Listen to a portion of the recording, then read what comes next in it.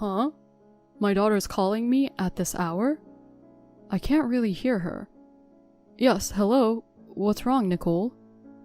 Dad, can you hear me? It's me, Nicole. Hey, Nicole, what's up? Dad, help me. Nicole, what's wrong?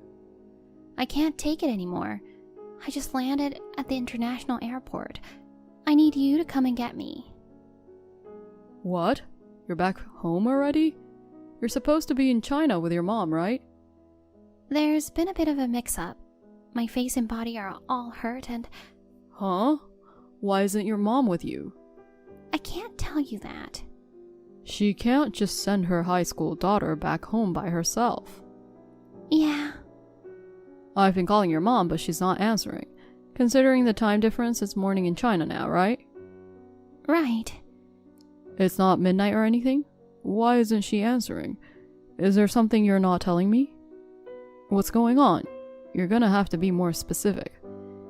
I'm in pain all over my body, and I need to go to the hospital right away. I can barely walk. Are you hurt? A little. What happened? Did you get into some kind of trouble? Tell me the details.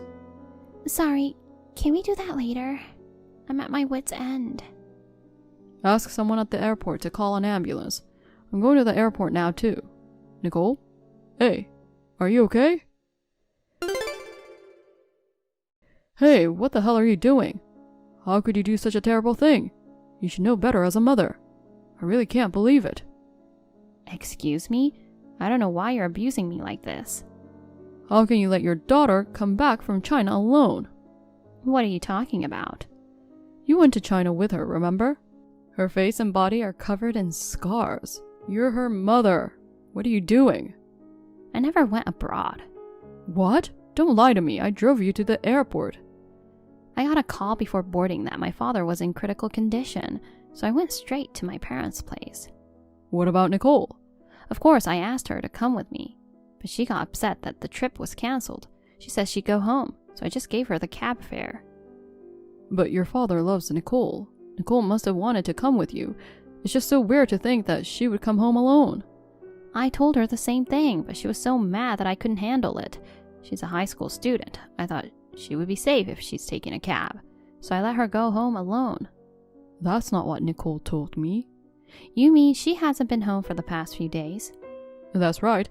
I wonder where she's been all this time. I wonder if she's gotten herself involved in something strange. That's all I'm worried about. Why didn't you call me sooner?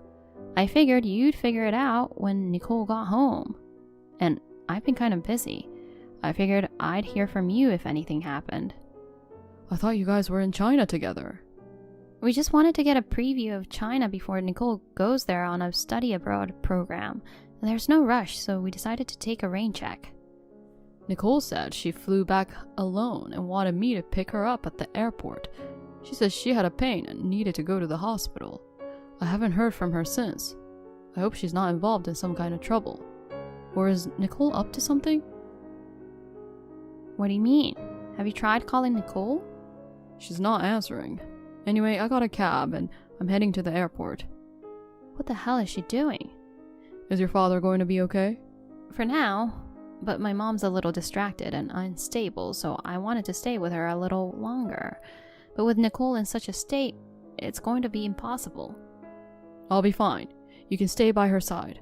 I'll take care of Nicole. But I'll talk to the police as well. If we make too big a deal out of it, it might make it harder for Nicole to come home. She might just be acting like a prankster because she's unhappy that the trip was cancelled. We don't have time to joke about this situation. What if something really happened to her? It's too late for regrets, you know? Yeah, you're right. Anyway, call me if you find out anything. I'm so worried I don't know what to do. Okay, I'll call you. We found Nicole. What? Where was she? At the hospital. She was badly injured. Broken ribs and injury to internal organs. Oh no. I don't know why she was at the airport. Apparently she didn't call an ambulance. She took a cab. And in the cab she complained of severe pain and the driver took her to the hospital. I'm glad the nurse called me. Is Nicole okay? The surgery went well. She was a little conscious last night when I rushed over, but she didn't tell me anything. They gave her some painkillers, so she's asleep now. Okay. The doctor said she's in a lot of emotional shock. I don't know what happened, but she broke her rib, which is a big deal. Poor thing. I know. I wonder what happened. Can you come over now? You know, in times like this, I think Nicole would want her mother by her side. Actually, my father's in critical condition again. What? But you said he got better yesterday. We were relieved about that last night, but I don't think he's going to make it. I think tonight is the most critical time. Okay, I'll take care of Nicole. I like to come home as soon as I can. I honestly don't know what to do.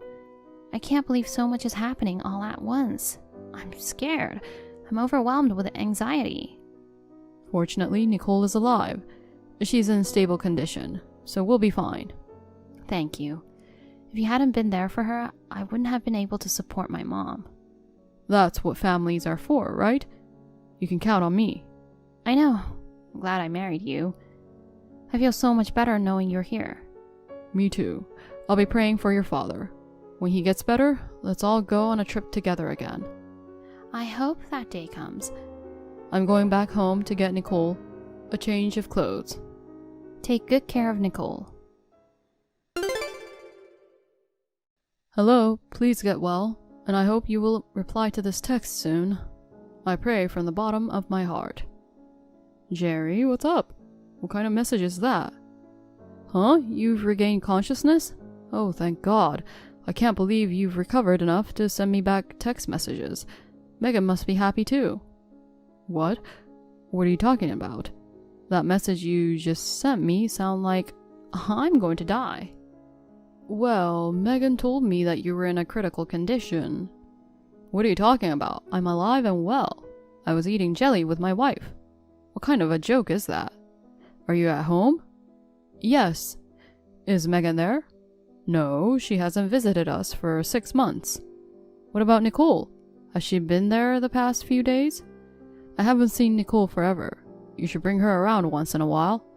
I haven't seen her since she came to show me her new uniform for high school. She was saying she wanted to study abroad. If she's going to study abroad, remember to tell her to visit me before she leaves, okay? I see. So that's how it is. What happened?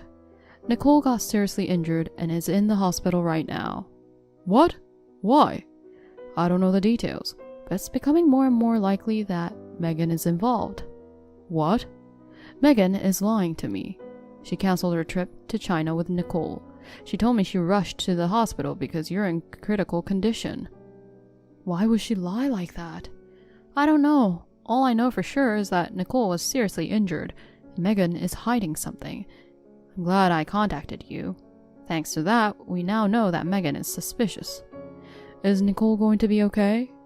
Her internal organs were damaged, but the surgery was a success. But she seems to have suffered a lot of psychological damage. She won't talk about what happened. Can my wife and I visit the hospital too? I don't mind, but I don't know if Nicole will talk. I don't care. I want to see Nicole's face. Tell me, which hospital?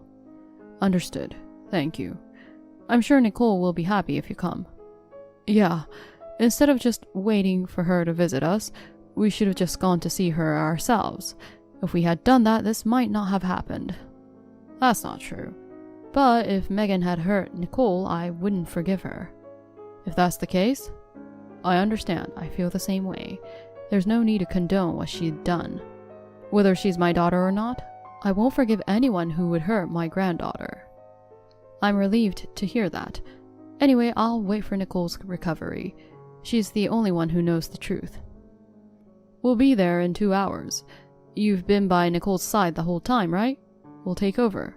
You get some rest. Thank you. My father is all better now. I'm thinking of coming home tomorrow. How is Nicole? Has she spoken yet? You never call Nicole's name again. Huh? What are you saying? I'm Nicole's mother. I'm supposed to be worried about her. It's not Nicole's condition you're worried about. It's whether or not Nicole will expose your lies. What do you mean? You lied to me about your father's condition. What? What are you talking about? I'm in the hospital with my father. Your father is with me right now. He's in the hospital with Nicole. No way. You thought there was no way I'd contact your father, right? Because your father was in critical condition, huh? That's why you lied so brazenly. I almost fell for your trap. Why didn't you fall for it? What's the point of contacting someone who's unconscious? When my mom was in critical condition, and I couldn't visit her right away, so I sent her a text, thinking she wouldn't read it. After a while, she regained consciousness. I was so happy when she replied back saying thank you. I remembered that. And so I texted your father, and I found out that you never went to your parents' house, and that your parents were both fine. You got any excuses? Let's hear them. Nicole, what did she say? At first, she was in shock, and she wouldn't even look at me. But with your father and mother by her side, she gradually started to talk. What? She talked? Why are you surprised? I mean... Is it because she broke her promise to you guys? Of course, that's invalid. Threatening her and forcing her to make promises have no effect. So, she told you everything. Please, let me see Nicole. No, I can't. I don't know what you'll do to keep her quiet. I won't do anything. I'm glad she's doing well. I just want to see my daughter's cheerful face. Cheerful face? Nicole's mind and body are in shambles because your boyfriend had beaten her up. What? You let your boyfriend accompany you to China and Nicole saw you cheating, right? That's... Nicole told me everything. She said your boyfriend got mad at Nicole for accusing you and beating her up. He threatened her not to tell her father about this if she didn't want to go through this again. I'm sorry. He also threatened her, saying that he could do whatever he wanted to her father. To protect me, Nicole kept her mouth shut. She's still in high school, and yet she was trying to protect me. I can't believe that such a good girl would be hurt by the worst people like you. I really can't forgive you. You know... You thought of a plot to have your father in critical condition, and you sent a battered Nicole back home. And you two had fun together, right? Did you enjoy it? It's not like that. What's not? I'm sure Nicole told you, but I didn't hurt her at all. You were there and you didn't help.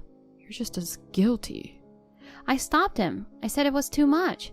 But then I saw how violent he was, and I thought maybe he'd hit me next. I was so scared. So what? What? You know, I'm really surprised at your in-your-face tactics. Earlier, you were trying to win me over to your side by pretending to be weak and inviting my sympathy. Do you really think that kind of tactic is going to work? Don't tell me such a terrible thing. You're the one who's terrible.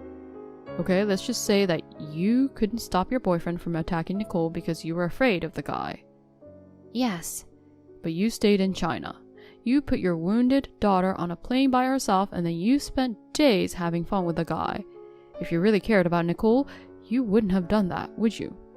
You could have rushed back home, called me, called an ambulance, called the police. There were so many things you could have done, but you didn't do it, right? Well, that's... She seemed fine, so I thought she'd be okay. Even though she had broken ribs and injury to internal organs? I don't know how much force it takes to do something like that. Poor Nicole. I'll never forgive that guy. I'm sorry. I deserve to be thrown away. But I just want to apologize to Nicole. What are you playing at? Your apology gonna make Nicole's bones stick together? No, but... Then shut up. But I want to apologize. You just want to feel better, don't you? Nicole doesn't want your selfish apology. Are my parents angry? You don't have to ask. They're saying it's not even enough just to cut ties with you. I'm really sorry. I said I don't want an apology. Give me the guy's contact info. What? If you feel even a millimeter of remorse for Nicole, let me meet him. I can't do that. You're covering for him? I'm sorry, but no matter what you say, I can't sell him out. He's important to me. What? More than your daughter? It's not a comparison. Are you crazy? Because he's wild and manly. Every woman wants someone like him to rely on. He's just violent. How could someone hurt a 17-year-old girl? He's just an idiot with no reason and no brains. Is he really human? It's disrespectful to humanity to call himself a human being with such low intelligence. You're out of line. Oh, I'm sorry. I'm sorry for saying bad things about your precious boyfriend. Don't make fun of me. I'll get angry. Anyway, you're staying over at his house right after you got back from your trip with him? You can't stop yourself from getting excited being with him, even when you hear that your daughter is in such a state? You're no better than animals. Huh? How do you know where I am? After hearing what Nicole told me, I put detectives on you guys just in time for you to return home. What are you doing? Just for a backup. I can't hold himself responsible if the guy runs away. I didn't realize I was being followed. I already have his address, and I've got the guy's license plate number. I'm gonna turn him into the police. Don't do that. He's got a nice apartment. Is he a CEO, or does he work for a big company? Well, I don't care at all. It's the end of his life anyway. Please don't. You may be rotten, but you're still a mother. What have you ever taught Nicole? Don't do bad things. If you do something bad, you go to jail. Isn't that what you've taught her? Yes, but parents have to set an example, don't they? But do you have any proof he hit Nicole? She's just saying that on her own. Everyone is just fooled by Nicole's made-up story. There's no proof. I have no proof. See? But Nicole's boyfriend has proof. What do you mean? Nicole was on the video phone. While she was taking a walk, she came across the scene of your affair. She was showing the scene to her boyfriend, discussing what to do. Right after that, you guys started arguing, and things got crazy. So Nicole's boyfriend started recording the call. Oh my god. He hadn't heard from Nicole since then, and he was so worried. But I was glad to know that he's such a wonderful man. He came to the hospital and cried when he saw Nicole. I'd be happy to leave my little girl with him. He's a lot more dependable than her mother, who's a total jerk. I didn't know. We know where he is. We have proof.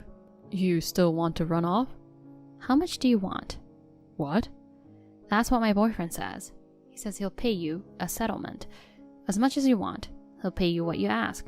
Just don't go to the police. Don't belittle me. My precious daughter got hurt. You think I'm going to forgive you with money? But it's for the best, isn't it? Think about it. You don't have to do anything.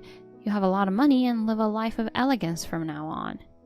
Yeah, big money is tempting. Isn't it? Well then. Here's my best scenario. I throw you and your boyfriend in jail. And I'll sue you for compensation and child support. I'll rip you off until you can't pay a dime. Not both. I can't pay both. You have no right to negotiate. If that happens, I'll lose everything. Yes, you will. That's what I'm after. That's what I'm hoping for. You, please, let it go, please. Why should I? Why should I be compassionate to a criminal? My dad's not answering his phone. Tell him to help me. His precious only daughter is in trouble.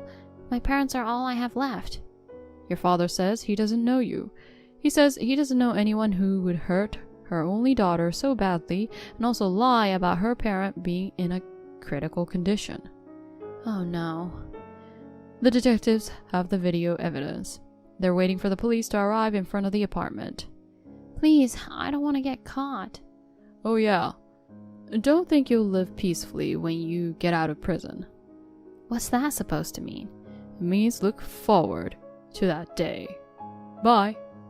Wait, are you going to stalk me for the rest of my life? Don't ever do that. Hey, just answer me. I apologize. I don't want to go to jail. Of course, the two were arrested. The man was sentenced to 5 years in prison for assault. Megan also was sentenced for 6 years for complicity in a crime and neglect of a child. The man was working for a major company, but of course he was fired. The man got out of prison first and waited for Megan's release from prison. He told her, "I lost everything because of you." He beaten her up and was back in prison. Megan, while suffering from mental illness, made money by working in a nightclub. She continues to pay compensation. She sacrificed her daughter just to enjoy a couple days of trip with her boyfriend. I can't help but snicker. As for Nicole, she recovered well, but she gave up to participate in the study abroad program. I guess she still can't get rid of the bad memories. I feel sorry for her, but I am happy that she found what she wanted to do in the US. I am happy to see that she is thinking positively. She has graduated from university, and she is now working for an IT company. She is still going out with her boyfriend from high school. I'm kind of looking forward to their wedding, but I miss my little daughter at the same time. But I think I can trust her boyfriend. I'm looking forward to seeing Nicole become a wonderful mother, with her asshole mother as the bad role model. Anne, I'm not going home today. You can eat dinner by yourself and go to bed first. What? What's wrong, Harold? Why aren't you coming home? You deceived me. I'm deeply disappointed. I thought you were the kind of woman who would never lie to me. Wait a minute. What's wrong with you all of a sudden? What do you mean I deceived you? I don't remember lying to you about anything. Oh, come on. So that's how you're going to play it, huh? Yesterday was our first Christmas together. I didn't expect such a surprise. How can we stay married like this? What? Surprise? More and more, I don't understand what you mean. Yesterday, we went to my parents' house for a Christmas party. Your excuses are pathetic. Do you know how shocked I was? Hearing such things. You had something very important that can only be considered marriage fraud. No. I don't remember hiding anything at all that could be called marriage fraud. You can't go on denying it. I heard it with my own ears. You heard what with your own ears? For crying out loud, you're so arrogant, you know that? I'm asking you because I have no idea what you're talking about. Enough. Don't you ever talk to me again, you scammer. Oh my. Well, I'll forgive you if you'll just admit that you lied to me. I'm going home to my parents' house until you're sorry and apologize. Huh? Listen, I won't reply until you apologize. See ya. Wait a minute, Harold. All this scamming and lying? Can you just explain it to me so I can understand?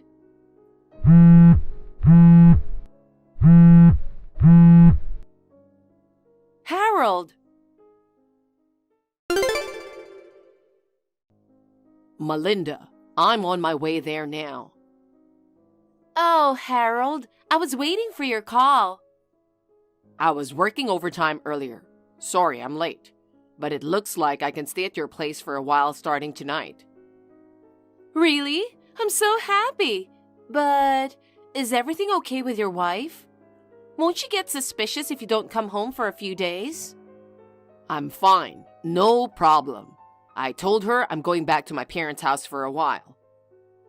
What? I'm sure she won't care if it's just my parents' house. Actually, I found out yesterday that she was hiding a terrible fact from me. As punishment, I've decided not to go home until she apologizes.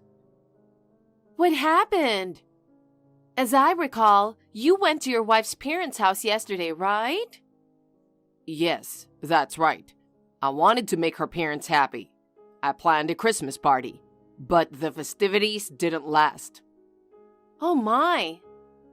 I'll tell you all the details when I get there. It was a real shock. I understand. Your husband will be gone for a while, right? Yeah, he said he's going away for a long trip. It's obvious he's lying. He's probably on vacation with his girlfriend. Oh, that's lucky. We can spend a lot of time together without worrying about it. I know, right? Christmas is already finished, but I'll buy some Christmas cookies and we can eat them together. Okay, great. I'll be looking forward to it.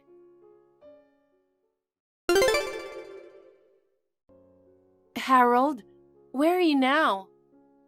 Yesterday, you said you were going back to your parents' house. I just checked with my mother-in-law and she said you never came home. I'm not sure why you're upset.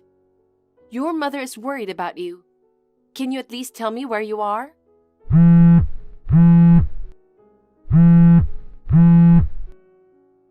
We just got married. I didn't expect to lose contact with you like this. Anyway, I just want to know if you're okay. Please be sure to text me back.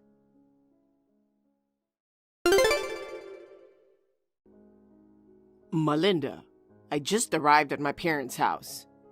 I thought I was going to be able to spend the New Year's holidays alone with you, but I'm so disappointed. Anne's been in contact with my mom. She's been asking about my whereabouts, so I have no choice but to go home. I'm disappointed too. I thought this year I could count down the new year with you. I'm really sorry. I'll make up some excuse and get out of my parents' house in a few days. Yeah, okay. Please come back soon. But even so, I was really surprised. I never thought that your wife was someone who couldn't bear children. And she hid the fact that she was infertile from you the whole time. I was really surprised too. The reason Anne and I got married in the first place was because we wanted to have children. I thought it would be fine if we got married later, when I had more time to settle down at work. But we both wanted to have at least 3 kids if possible. We thought it would be a good idea to get started as soon as possible. So we decided to get married. And yet, my wife is infertile. I can't believe it. Wow, that's a scam. That's right. It's a kind of marriage fraud. Well, I do feel sorry for her for being infertile. But I don't think you should get married without telling the person who's going to be your mate. I wonder why she just wasn't honest with me about it. She probably didn't want to lose you.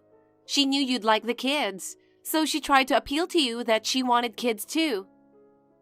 She can't even have one, let alone a lot of children. She probably thought that once you were married, everything would be fine.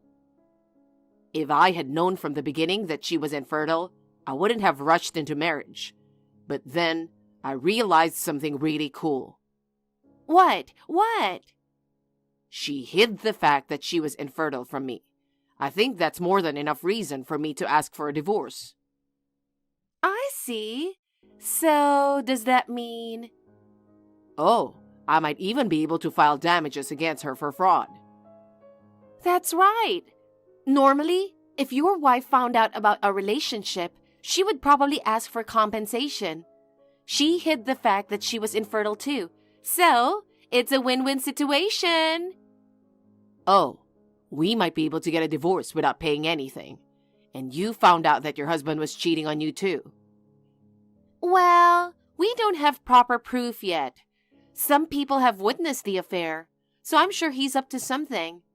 He might even have an illegitimate child. An illegitimate child? Oh my God. Yeah, that's horrible. I mean, he and I don't even have a child yet. I heard the child is big enough to walk hand in hand with. I see. Well, then I guess you'll just have to call it a mutual divorce like I did. Either way, fate is on our side. I'm glad. I can't wait to be with you. Me too. I'm going to get rid of that infertile woman and have a baby with you. Harold, your mother told me about you. You came back to your parents' house once at the end of the year and left again at the beginning of the year. And now you are staying with a friend. This friend is a woman, right? Actually, I hired a firm to look into it. I've been trying to get in touch with you. And I heard a rumor that you were walking around town with a woman I don't know. I thought I'd better check it out. I was surprised when I saw the results. The other woman is married too. Her husband is away for a long time on a business trip. You took advantage of that time and moved in with her. You moved out to be with her, didn't you? I'd like to discuss the future with you. I think it's about time you got back to me. We have all the evidence of the affair and we have your whereabouts. Oh, yes, and by the way, I'll be sure to ask for some type of compensation. There's no point in trying to weasel out of it. Melinda, I'm on my way home from work. I got a text from my wife. It seems she found out about us. Oh, really? She hired a private detective to check into it. They know I've been in and out of your house and that you're married. She said she's got all the evidence she needs and she wants to talk to me about what's going on. Wow! She even used a detective! She's going to ask for alimony. But you have a trump card, don't you? Haha, that's right. She said there was no point in running away. I'm not going to run or hide. Let's see who's going to pay. So, what are you going to do after this? Are you going to talk to your wife? Well, although I don't have to worry about getting charged with compensation, to be honest, it's just too much of a hassle to talk about it. I'll just ignore her till she contacts me again. Let's just enjoy living with each other for the time being. Okay. I wonder if your wife will get mad and come over to my house. Don't worry. She doesn't have the guts. Even if she does come over, I'm sure she'll calm down when I confront her with the fact that she hid the fact that she was infertile. That's true.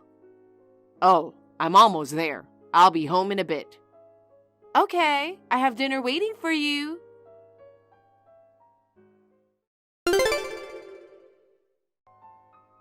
Harold, it's been more than 3 months since Christmas when you snapped for no reason and left me. It seems you're still ignoring me and continuing to live with your lover. I'm running out of patience with you. Oh, Anne? You finally replied. What the hell? I hadn't heard from you in 2 months since my last message. I thought you'd given up on the compensation. Of course not.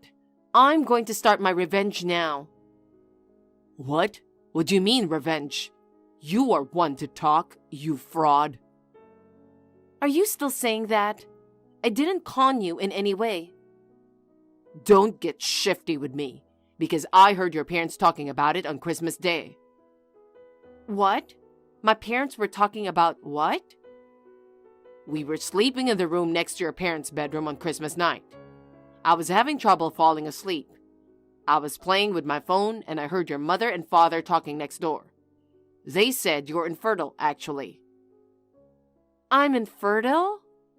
That's right. You're really a jerk, you know that? You said you wanted 3 kids, but in reality, you can't even have one. I see. So that's why you called me deceitful. That's right. I got married because I wanted kids. But my parents weren't talking about me. Huh? What do you mean? I don't want to say too much, but they were talking about my sister. Huh? No way. I'm sure they were talking about you. Even though they were in the next room, it was through the wall, so I think you must have misheard them. My sister and I have similar names. Oh my God. My sister and her husband have been married for 4 years, and they still can't have kids. Just recently, they went to the hospital for a checkup. They found that the cause was on my sister's side, but there is a possibility that they can have a baby if they get treatment. My sister and her husband have decided to live happily together even if they can't have children. I don't think my parents were that serious about it. Wait a minute. Then you... At least I didn't have any problems when we got married. Huh? I had a checkup before we got married. We wanted to have kids right away, so I did it just in case. You had a checkup. Did you tell me that? I thought I showed you the medical certificate. Did you forget? Well... Oh, I see. It seems you've been two-timing your partner since we got married. You didn't care about my diagnosis. No, I mean... Did you think I got married to you and hid the fact that I was infertile? So you've been accusing me of deceiving you like I'm the devil. You were trying to make it sound like we are both at fault because I had deceived you, so you could get out of paying alimony or other compensation. Well, that's, Oh, this is ridiculous. It seems as though I've hit the nail on the head. Well, Since that's the case, we're getting a divorce, right? Of course I'll be sure to charge you compensation. Wait a minute. If you're not infertile, then that's a different story. What? Are you saying that you wouldn't have cheated on me if you knew I could have children? I wanted to have a baby with you. How dare you say that when you were two-timing me before we were married? And? Either way, it doesn't change the fact that you were unfaithful. Then, goodbye forever. Huh? Wait a minute. Forever? No way. Anne, let's talk it through.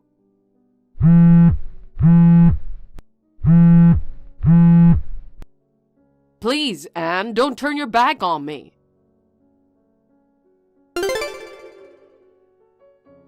Melinda, I can't go back there today. What? What's wrong all of a sudden? I made it and it's waiting for you. I'm in a bad situation. What? I was mistaken. Why? My wife's sister is the one who was infertile. What do you mean? Heard my wife's parents talking about their daughter being infertile. I thought they were talking about my wife. Apparently, I misheard her name. So, you're saying your wife isn't infertile? Yeah, she said her checkup came back clear. Wait, that means if she finds out about our relationship, she's definitely gonna file charges. She already knows. Wait, what are we going to do? I don't know how much they're going to charge me in alimony. Thousands of dollars, aren't we? God, how did you make such a silly mistake? And I can't believe you didn't know the result of the bridal check. What can I say? My wife and her sister-in-law have the same name. My wife had a bridal check. You're an idiot. But you know what? At least you found out your husband cheated on you, right? I guess the money we're going to pay out will only be half. About that? I guess my husband wasn't cheating on me after all. Huh? I was convinced that my husband was cheating on me based on what my friend had witnessed. But after that, I didn't get any new information at all. I asked my friend again about the appearance of the woman he was having an affair with. And I found out that it was his sister. Huh? I thought there was an illegitimate child, but it turned out to be my sister-in-law's kid, my niece. What the hell is that? It just so happened that my sister-in-law's husband was away that day. My husband was just helping his sister with her shopping. Oh man, you've got to be kidding me. What kind of misunderstanding is that? How can you mistake simply shopping with your sister for an affair? What? You're going to be sued because of your misunderstanding too. By the way, your husband doesn't know about us, right? Maybe, but what if he does? I'm a housewife. I can't pay anything. I don't have thousands of dollars either. You work, so you have more than I do. I don't have enough to pay your half too. I'll take care of my side. That's terrible. You can't protect me. You know, I don't make a lot of money, right? I'll have a hard time just paying my wife. Anyway, I hope your husband doesn't find out about us. Oh my God, I really don't know what to do. I'm not going back there today. I'm staying at a business hotel. It'll be a real mess if he comes back. Oh God, I can't take this anymore.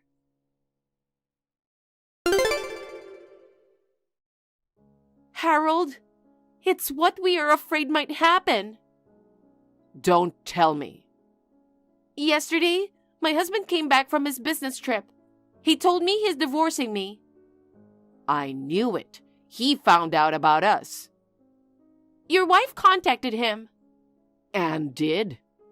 This is horrible. Speaking of Anne, she said she's going to start her revenge. I don't have any money. What am I supposed to do now? My life is ruined because of your screw up. Shut up. It's not just my fault. No, it's your fault. You left your wife because you assumed she was infertile. She got serious and started investigating. Oh, God. I wouldn't have cheated on her if I knew it was going to turn out like this.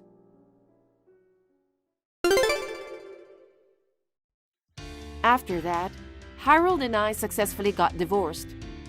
Melinda, his lover, and her husband also divorced about the same time. My husband and Melinda had to pay a hefty amount in damages. For about 3 months after Christmas, they lived together sweetly without knowing anything. They hit rock bottom in one fell swoop. They both had to take on debt to pay the alimony. My ex-husband started working part-time in addition to his job. His mistress started working at night. But no matter how hard they worked, the paychecks disappeared to pay off the debt. They are now living in extreme poverty in a shabby apartment, blaming each other for their failures. As for me, after my divorce from my husband, I returned to my parents' house and started living with them. I thought I was fed up with marriage, but recently, I became friends with a man I met at work and started dating him. I still don't know what the future holds. Unlike my ex-husband, he is a sincere and trustworthy person. I would like to take my time and nurture our love.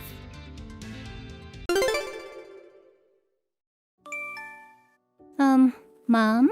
I just got home from work and there's nobody here. Where did everyone go? Oh my, you're home earlier than I thought. It's maintenance day at the office, so I couldn't work late. All right. I'm gonna make dinner now, but... Oh, there's no need. Are you eating out today? We're traveling abroad. What? It's a family trip for me, your father, and Sophia. A family trip? Your father's gone on a 2-month-long vacation. Extra income as well. So, we decided to take the plunge and go abroad. We're going to get on a plane now. What about me? What? You think you can come with us? What? You're going to ruin our fun trip if we take you with us. 'Cause you're sick all year round. That's... You're a pain in the ass, you know that? I'm sorry. Now, you stay home and behave yourself. Yes, Mother. And don't call me when we're on vacation, no matter what. Oh, why not? What if there's an emergency or something? There's no way there's gonna be an emergency relating to you. And if it's relating to something else, I'm sure our relatives will contact us. Anyway, I don't want to be reminded of your gloomy face and voice during a fun family vacation. Okay. Well, we're getting on the plane now. Don't skip church just because we're gone for 2 months. And of course, I won't tolerate any wasteful spending. Yes, I understand. Hey, Chloe. My friend said he saw your parents and your sister at the airport yesterday. Are you home alone now? Oh, Ryan. Yes. My parents and my sister went abroad for a trip. It looks like a 2-month-long trip. What's that? Why would they leave you behind for such a long trip? You see, I've been sick a lot. I think it's too much trouble to take me on the trip when I'm sick all year round. But that doesn't mean... Either way, I have work to do. I can't take 2 months off work. That's true, but I can't leave you alone.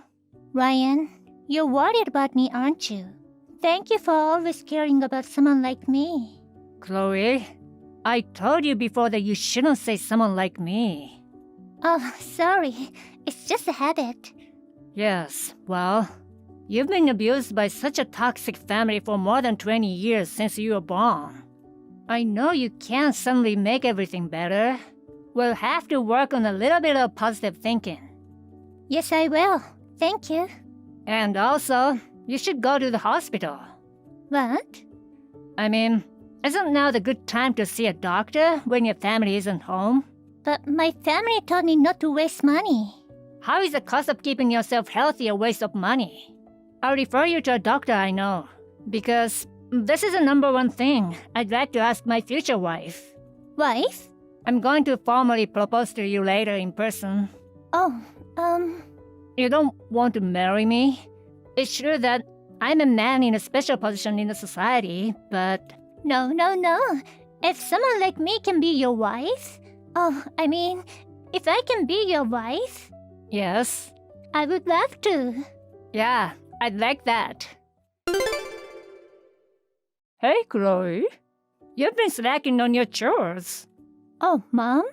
Oh, I see. It's been 2 months since then. Don't play dumb. I don't know where you've been wandering around, but you must clean the whole house as soon as you get back. I never thought I'd be greeted with such a dusty home as soon as I got back from my fun-filled trip. You know what, Mom? I left the house. Huh? I'm not coming back. So please do the cleaning yourself. What are you talking about? You're a sick woman. How can you leave home? Speaking of my sickness, I went to the hospital and had a checkup. What? I told you not to waste money. You need to be saving money from those extra things. Well, listen. I've always been sick. The doctor says it's because of house dust allergy. House dust? Come to think of it, it makes sense. I didn't get the sick in my own room, which I kept clean and tidy. I remember the worst times I was sick were after I cleaned Mom and Dad's room. Excuse me? You say that as if we were the dirty ones. Well, your room was very dusty. For although you forced me to clean the house, you didn't want me to in your room often. So, you only let me vacuum your room once every couple of weeks. No wonder I have allergic reactions to house dust. If you have time to waste on such nonsense, get back home and clean up. Now that you know the cause of your health problem, you just have to take the necessary measures when you clean up. I said I'm not coming back. Huh? My boyfriend proposed to me. You had a boyfriend? I'm going to marry him. What? He's very kind to me about my house dust allergy, and he made sure I was able to go to the hospital regularly. He's a really nice guy.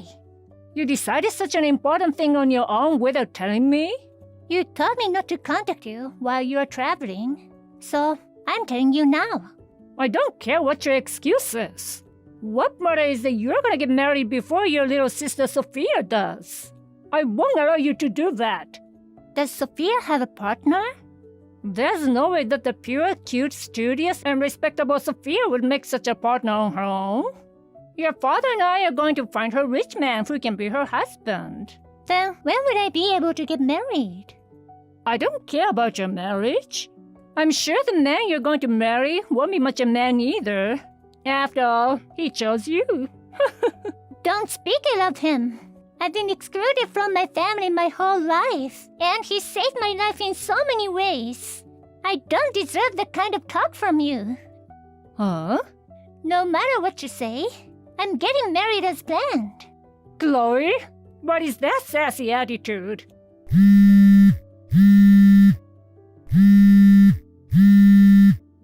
I will never allow you to get married. Hi, Chloe. Haven't talked to you lately. I tracked down the location of your wedding. What? Actually, I'm in the bride's waiting room right now. What? I didn't invite you. I used an invitation that was sent to a relative to break in. A relative? What are you talking about? You're shameless. Getting married while you're sick. I'm gonna ruin your wedding. Mom? What are you doing?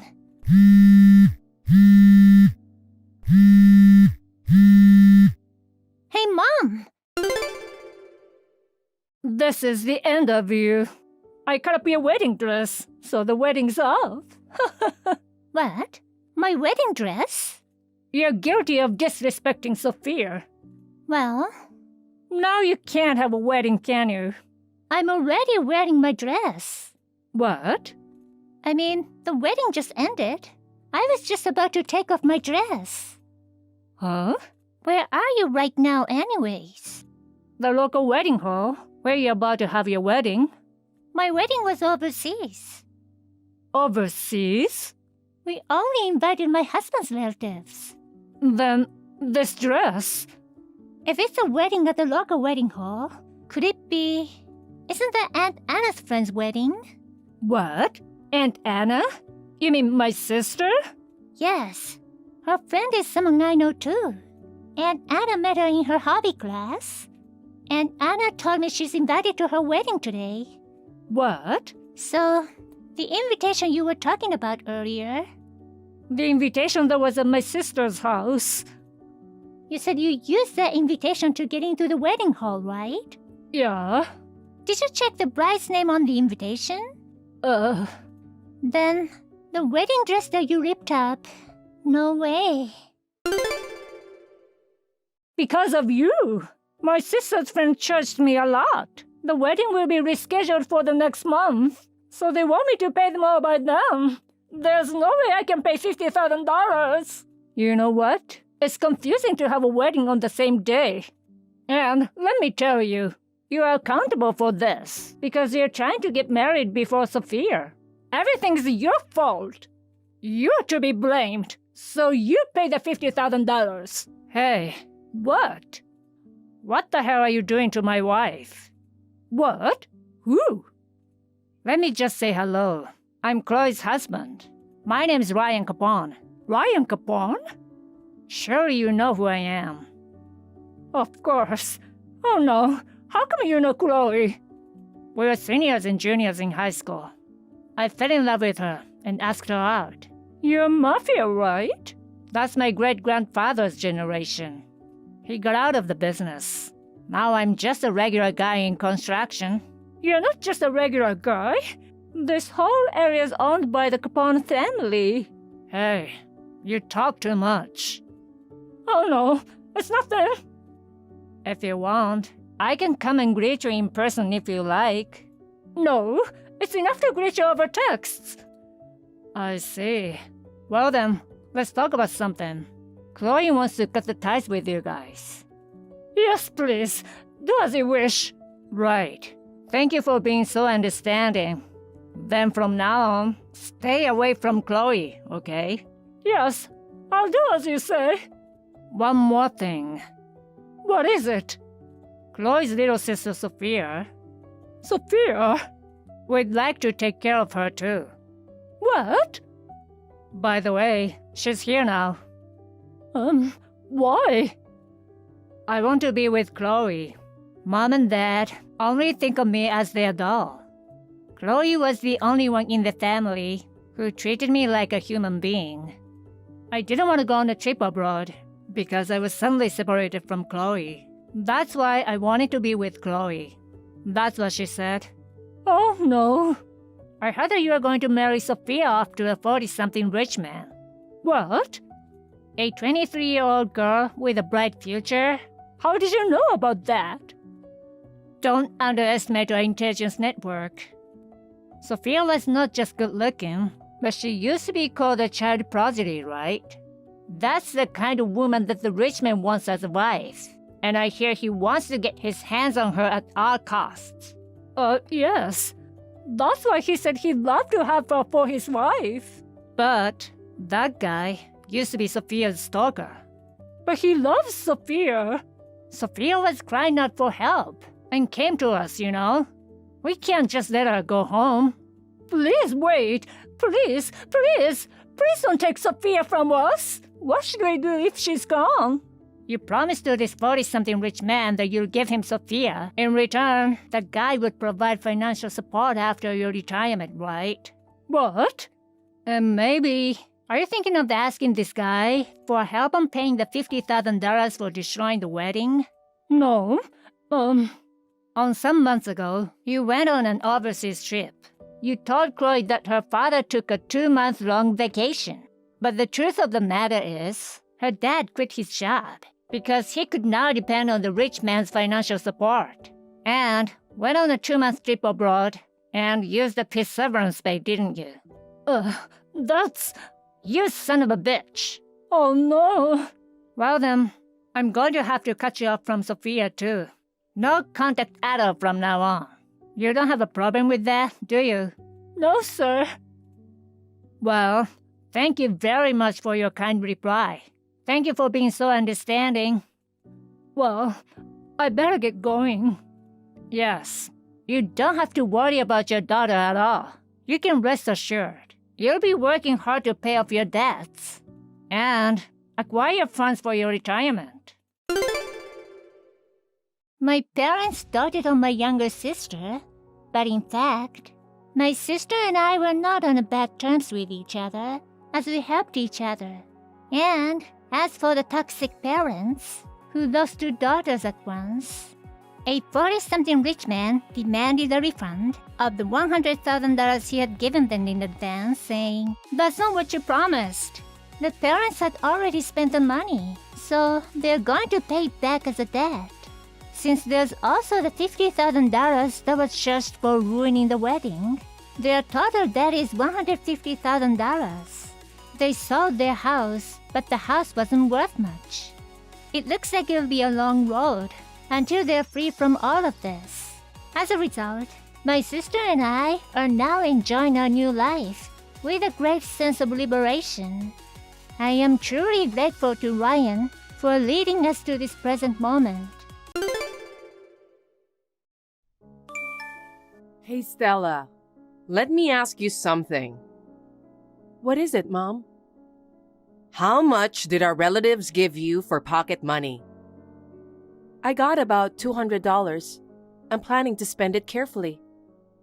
Can you give me that money? Huh? I don't have enough money to pay the bills this month. I think I can just pay with your pocket money. Oh no, I'll lose my allowance. If you and Nicole want to split the money, that's fine. Nicole is your younger sister. Are you trying to take away her allowance? No, but why don't you ask her too? You only asked me. Because you're her older sister. It's natural for you to serve the family. That's terrible. There are things I want to buy. You can buy them when you can work on your own.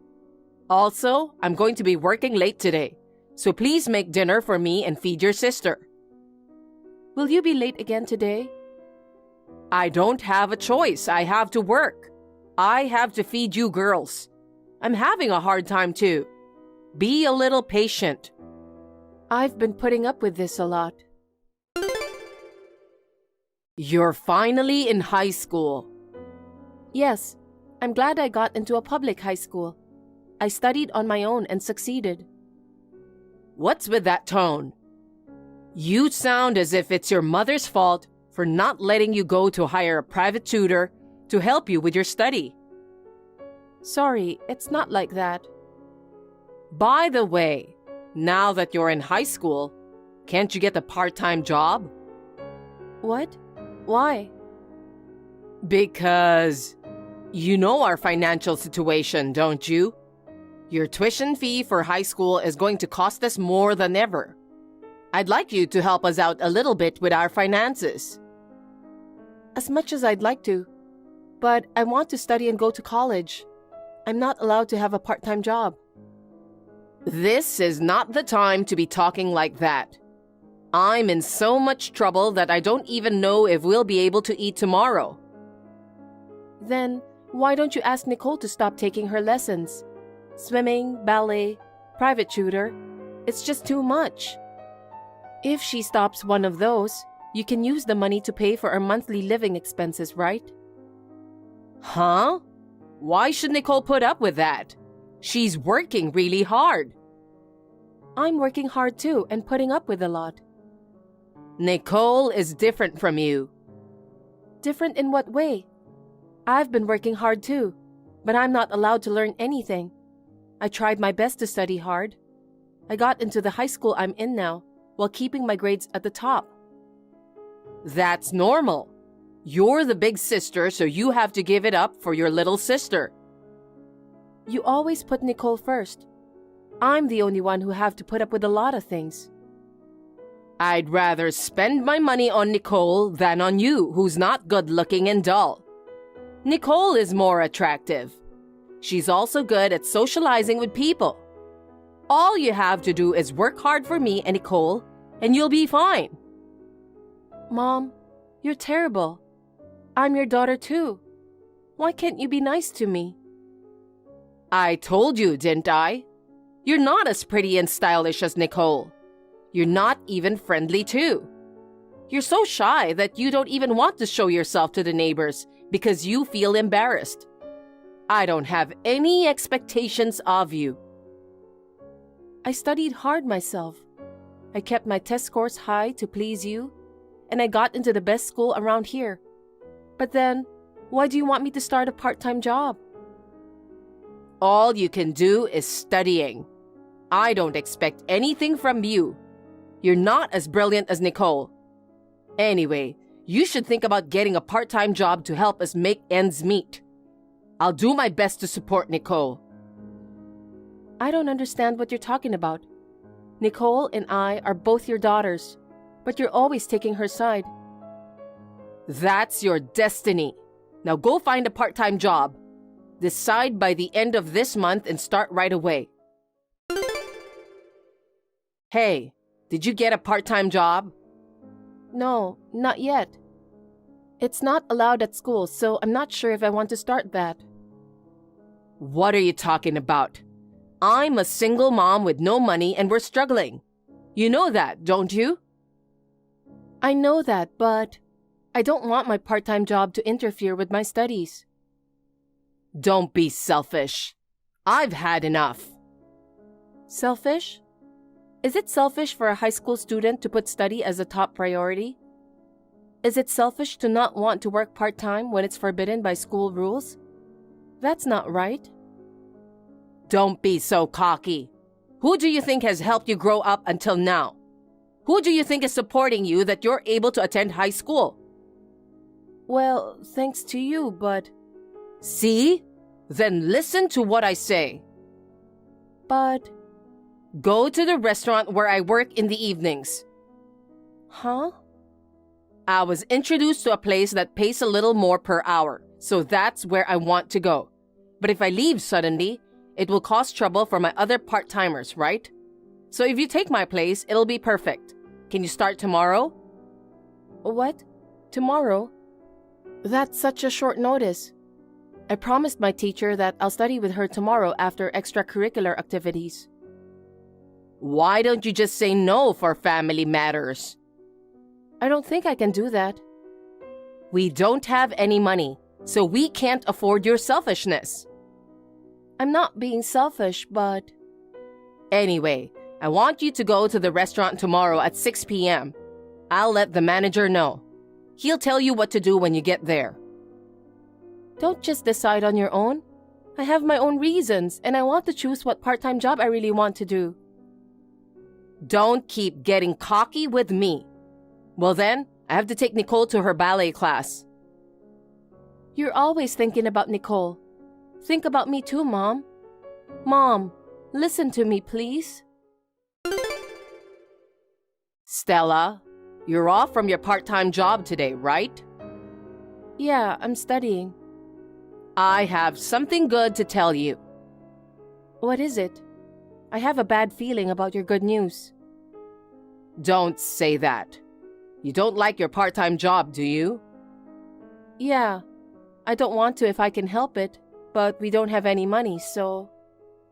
I know. Actually, Nicole's ballet performance was recognized, and she's going to study abroad. What? Studying abroad isn't free, right? Mom, how are you going to pay for it? Well, I'm going to borrow money for her sake. I mean, I already borrowed money. What are you going to do to repay that? I can't work anymore, okay? I'm a full-time student. There's no way I can help you to pay off the debt. That's right. I didn't tell you this, but I've borrowed a lot of money for Nicole. I've been in debt for her special lessons and costumes. You didn't tell me anything about that. I was forced to work part-time for that? Why do I have to work part-time for Nicole? I've had enough. I'm sorry. What? For making you feel sorry for me all the time. You went all the way to a good school and now you have to work part-time. As a mother, I'm ashamed of myself. What's wrong all of a sudden? I'm feeling a little creeped out. Don't say that. I'm really sorry about what happened. Mom? I'm just trying to make you feel better. What? You want to study hard without doing a part-time job, don't you? Well, I'm thinking to have another family adopt you. adoption? Can you explain that? I have an old friend who couldn't have children. I know exactly what's going on because I used to listen to her problems all the time. She tried for years with fertility treatments but still couldn't conceive. She gave up on trying for a while. But she just couldn't give up hope to have kids. I told her about our family situation and she asked if she could adopt you. You're going to give me up for adoption? That's right. By doing that, we can pay the bill. She was a high achiever in high school, and her husband is an elite businessman, so you don't have to worry about finances. You're the perfect match for what they're looking for. Wait, I don't want to be adopted. I just want to concentrate on my study. I want to study as much as I can while helping you, Mom. Why? It's what you wanted, right? No way. Then what about Nicole? I'll continue to raise her myself. Without Nicole, I can't survive. Huh? So you don't mind if I'm gone? Well, I've entrusted all my dreams to Nicole. Besides, if you agree to the adoption, I can pay off my debt. What? My friend offered to adopt you under those conditions. Isn't that great? You get to live the life you want. Also, I'll be debt-free and Nicole can devote herself to ballet more. I really want to make her dreams come true. You only care about yourself and Nicole. You don't care about my feelings at all. Your feelings? You said you didn't want to work part-time and that you wanted to study. That's why I made that decision. I'm thinking about your feelings too. I know, so you don't care if I exist or not. I don't like the way you said that. I went to a lot of trouble to explain to you briefly so that you wouldn't get hurt. It's too much to bear. I'm your daughter too. We can't afford to raise a parasite like you in our house. Nicole has a bright future, and I want to raise her as best as I can. I don't want you, so I've decided to give you up for adoption. You should at least understand that. Get out of here right away. I understand how you feel. I'm going to live with the family who decided to adopt me. In exchange, I'll cut off you and Nicole once and for all. Okay then, that's what I want too.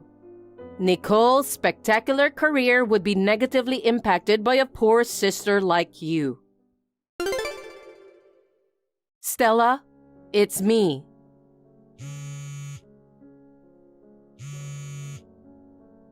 I need to talk to you. Will you pick up the phone? You're being very persistent. Who is it? Oh, Stella, thanks for getting back to me. It's me, your mother. You're not my mother. What are you talking so coldly about? I gave birth to you and went through all the pain of child labor. Oh, you're my biological mother, but you are not my mother anymore. Don't say that. More importantly, you did your best. I heard you became a doctor. You've been a dedicated student since you were little. I'm really proud of you. I'm not your daughter. I don't know where you got that information. If you have nothing to talk about, let's end our conversation here. I don't have time to talk with a stranger. Wait a minute. I'm actually calling to ask you for a favor. A favor? I'm not a very good person to do favors for others, am I? I don't think I'll be able to grant your request. Now, if you'll excuse me. Actually, I'm in need of money. Money? Why? You paid off your debt by giving me up for adoption, right? Well, back then, thanks to you, I got out of debt. But then my debt started to grow little by little. The amount has become unmanageable now, so I wanted to ask you to help me. Why? Because I'm your mother. I'm in trouble, so it's only natural that you should help me. You are not my mother. You're the one who abandoned me. You're just a stranger now. That's not true. A mother is a mother no matter what the circumstances are, so please help me.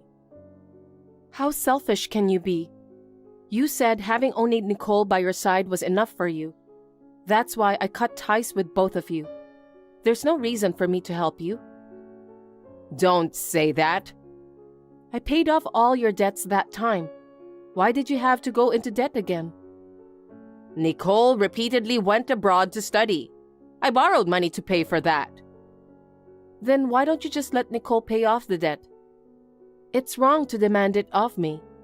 Most of the debt you've incurred so far is related to Nicole's ballet, isn't it? It makes sense for her to pay them back. You see, Nicole had no luck with work after returning to the US. She was working part-time as a dancer with other young girls, but her pride wouldn't allow it, so she quit. I've been taking care of her living expenses too. That's none of my business. I was abandoned for her promising and glamorous future. Don't be ridiculous. You don't have to be a dancer to get a job. Do whatever it takes to pay off your debt. Nicole's pride was shattered. She eloped with a man. I don't even know where she is now, so I had no choice but to turn to you. What? Eloped with a guy? No kidding. I can't believe you abandoned me for such a selfish girl like Nicole. I'm sorry. I really am, Stella. So I need you to help me. Why should I help you? Who do you think you are to tell me that? Never show your face in front of me again. I didn't have a choice because I was broke. I didn't give you up for adoption because I wanted to give you up. Did you have a happy life after that? Did you adjust to your new parents right away? My father and mother are very kind people. They knew everything about me and treated me kindly. I was thinking about going to college and they helped me with my study. They let me go to college. I wouldn't be where I am today if it wasn't for my parents. I thank them from the bottom of my heart. Really? So you're grateful for their support. That's good to hear.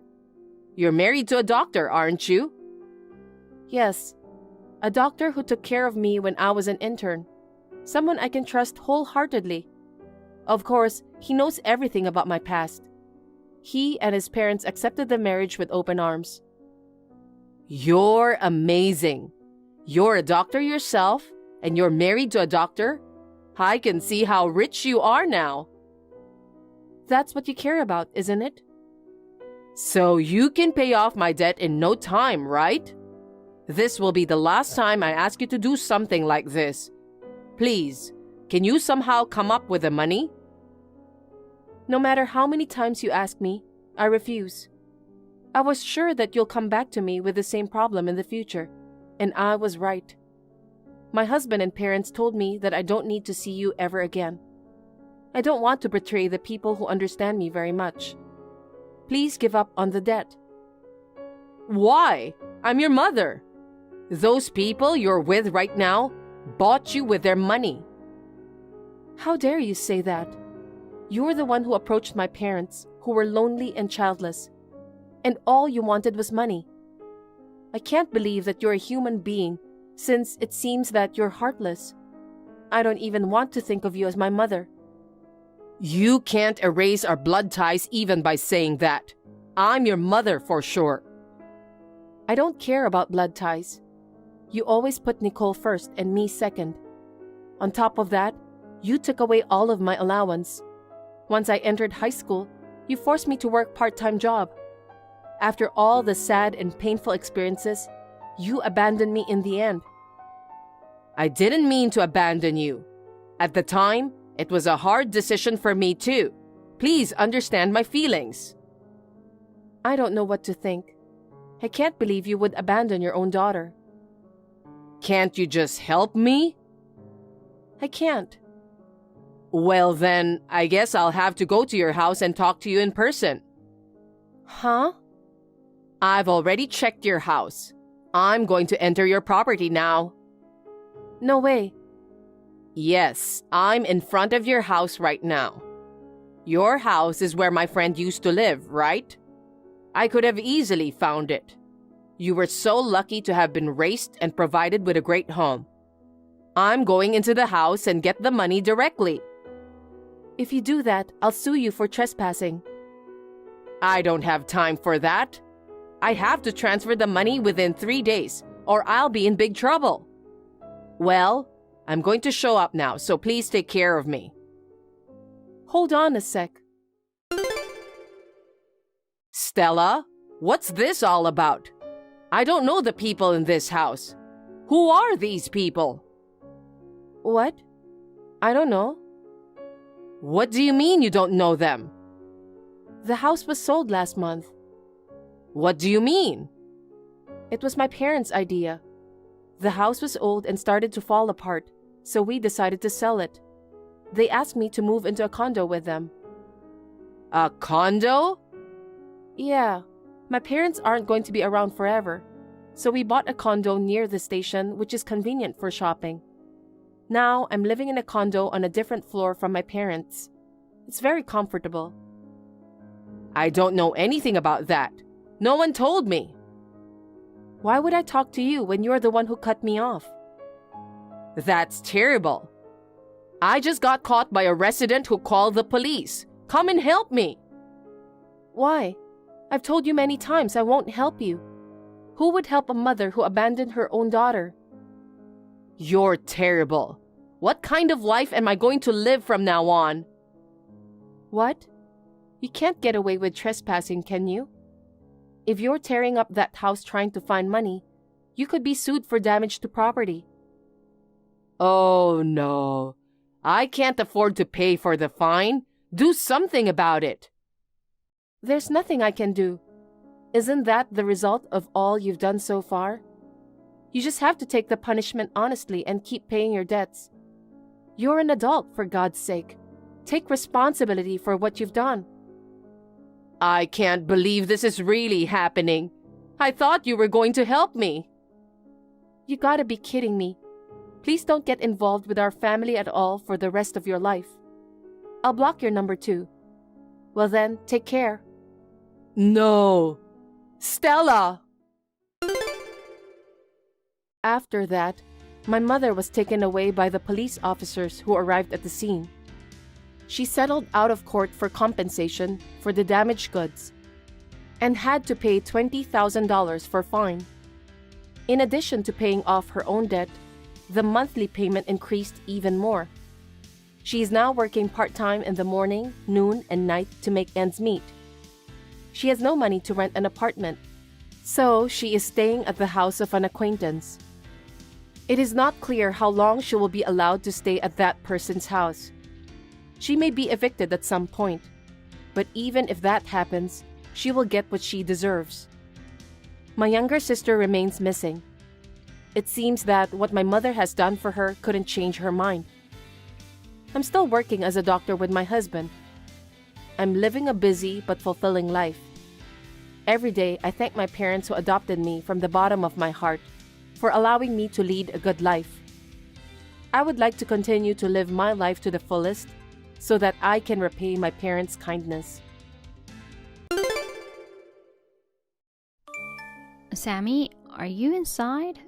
My key doesn't work. What's going on?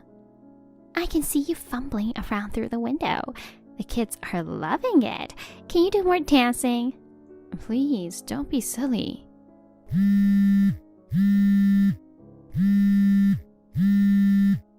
I came home from the hospital and my key didn't fit. I hear you and your children inside. Did your brother ask you to come over? What are you doing? As you can see, I have a newborn baby here. It's snowing outside. It's too cold for him. So? So? I don't know what you think you're doing, but please let us in. What I do in my house is my own business. What are you talking about? This is my house. No, this is my house. I took over while you were gone. I changed the lock so you and your baby can't get in. What? Are you out of your mind? You haven't been home for a long time. That means you don't need the house anymore, right? So I've decided to move in. Do you have a problem with that? It's insane for you to move in just because I wasn't home. I was at the hospital to deliver my baby. I've only had to be away for a week, and moving in without permission is not right. Shut up. Well then, if you insist, you can come in. Just don't bring your baby in with you. Huh? What do you mean? I mean it, as I said. I don't want your baby to come in. You have your kids there. My kids are older and smarter. Huh? My kids are both in elementary school. They can do most things on their own, but yours is a newborn. I don't want someone in my house who can't do anything on their own. I'm sure your kids were the same. How can you say such a thing? I really don't understand. Shut up. I've raised babies before, and I know how messy a house can get. I just cleaned the house yesterday. Don't bring a baby into my house. I told you it's my house. Stop your nonsense. Hurry up and let me in. I don't want to. I've already brought my stuff into this house. Well, I had a big fight with my husband. I took the kids and ran away from home. I was going to stay with my parents, but my mom said I should go home and talk it over with my husband again. She wouldn't let me in. So you tried to rely on me. But how did you get into my house? Bob is away all the time on a business trip overseas. Your mom has the duplicate key, but no one else has one. I got a duplicate key when I went to my parents' house. What? Your mom gave you the key? No, she didn't. I borrowed it when she went to the bathroom. That means you took the duplicate key and changed the lock? That is a crime. Don't talk nonsense. Bob bought this house. If it's my brother's house, that means it's my house, right? Huh? Anyway, I got your house. Pack up your stuff and leave. Okay, I'll leave then. Huh? Are you serious? That's enough. Talking to you is a waste of time. I can't just wait outside with my baby. Yay! I'll take this house then. I've always hated you. What? You seduced my favorite brother. My parents also like you for some reason. I didn't seduce him. Anyway, I don't think of you as family. Give up this house and go back to your parents' house. Well... Oh, you don't know where they are now, do you? I heard that your parents got divorced and they sold their house. You don't even know where they are now. You were alone and miserable. But you married my brother. I can't accept that. I see. We don't need your approval. Bob and I are still married. Shut up. You lost your parents. You lost your home. You're a homeless person. My brother will divorce you sooner or later. Don't you ever come back. Of course I'm not going back. I think you're the one who's going to be homeless. What are you talking about? You are such a loser. I'm going to demolish the house. Huh? Hi, Kelly. I just finished work. Were you discharged today? I'm really sorry I couldn't be there. How are you doing since you got out of the hospital? I was so worried that all I could think about all day at work was you and the baby. If you're having a hard time on your own, Mom and Dad said they'll be right there. Don't hesitate to ask. Yeah, I'm with them right now. What? What's wrong? Me and the baby are fine. Sammy moved into our house. Huh? She took over? What are you talking about? I knew you'd have that reaction. Your dad picked us up from the hospital and he dropped us off at home. Then Sammy and her kids were inside. They'd changed the locks, so I couldn't get in. Sammy told me to leave because it's her house now. What the hell? Why is Sammy in our house? Sammy and her husband had a big fight. When she went to her parents' house, her mom didn't accept her. Then she came to our house. Yeah, Mom and Sammy don't get along. Mom has always had a hard time with Sammy's selfishness. She didn't want Sammy to visit her. I knew it. Your mother is also disgusted by what Sammy did. Are you with my mom and dad now? Yes, at your parents' house. I called your dad and he came right back. He drove me back to your parents. Okay, I'm glad you didn't have to wait outside. But what's up with Sammy? I mean, how did she get into the house? I think she used the duplicate key you gave your mother. Don't tell me she gave her the key. No, she took the key when she was out of the room. Then she changed the lock. I asked your mom about the key and she said she kept it in the back of a drawer. Seriously? Finding a duplicate key in the short time she was at her parents' house? She's a thief. I never expected someone to take over our house while I was in the hospital. Sammy has already moved her stuff into our house. What should we do now? I'm really sorry for troubling you. I'll try to contact Sammy. Please wait a bit. Okay. Until Sammy moves out of the house, I'll be staying at your parents'. Okay. Your mom is upset that Sammy took the key. Sammy is the wrong one. Also, spoke with the demolition company. I asked them to take care of the house as soon as possible. Okay. As soon as possible, that'd be great. Yeah, I called them right away. They might be able to do it soon. I see. But it's not like it's going to happen right away. Will you talk to Sammy? Okay, I'll give it a try. See you later. She's screwed up. I gave up. Did you get in touch? Yes, but I can't even talk to her. I feel like I'm talking to an alien. Seriously? I have no idea. She thought I was on her side. She told me she kicked you out for me. She's planning to live with me when I get back. I have no idea what she is talking about. Oh no. Sammy says you were cheating on me, and the baby is not mine. What? On what basis did she say that? I asked her the same thing. She said it's a woman's intuition. I thought it was stupid to argue with her, so I just let it slide. I see. She doesn't like me. She is trying to break us up by saying nonsense like that. There was no way I was going to believe Sammy. I always knew she was a bit off, but I never thought she'd turn into such a monster. Hey, Bob, I've got an idea. What? Will you pretend to be on her side? Pretending to be on her side? Yeah, I want to take advantage of the fact that Sammy isn't on guard against you. I want you to find out what's going on and report back to me. Oh, that's a good idea. And I have another idea. It's a little complicated. Can I call you later and explain it to you? Okay, I'll send messages to Sammy every now and then. Then, let you know what's going on. Okay, please do that. Have you gotten in touch with demolition companies yet? I'll be able to put the plan into action soon. They say they are ready when we are. Any movement on Sammy? She is going on a trip. A trip? She's taking her kids for a vacation. They're going to Miami. That's a great opportunity. Right? She kept insisting that I come with them. Of course I said no. You are in London now. How could she ask you to go to Miami with them? She has a great sense of humor. I'm afraid she's not being humorous.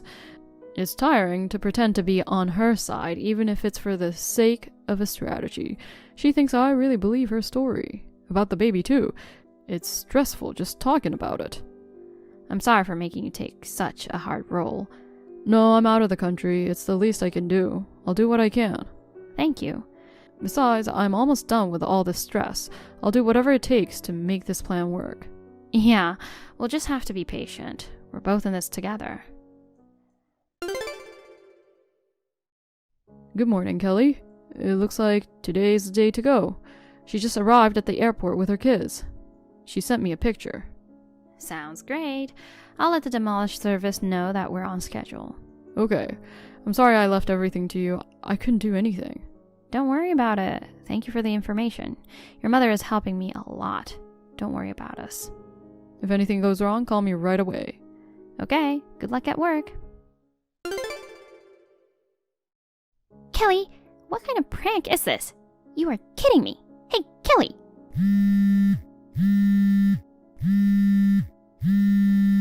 Answer it. Don't ignore. Hello, Sammy. Welcome back. Did you enjoy your trip to Miami? How did you know I went to Miami? Or more importantly, where is my house? What? What are you talking about? Don't play dumb with me. My house is gone. Was there ever your house?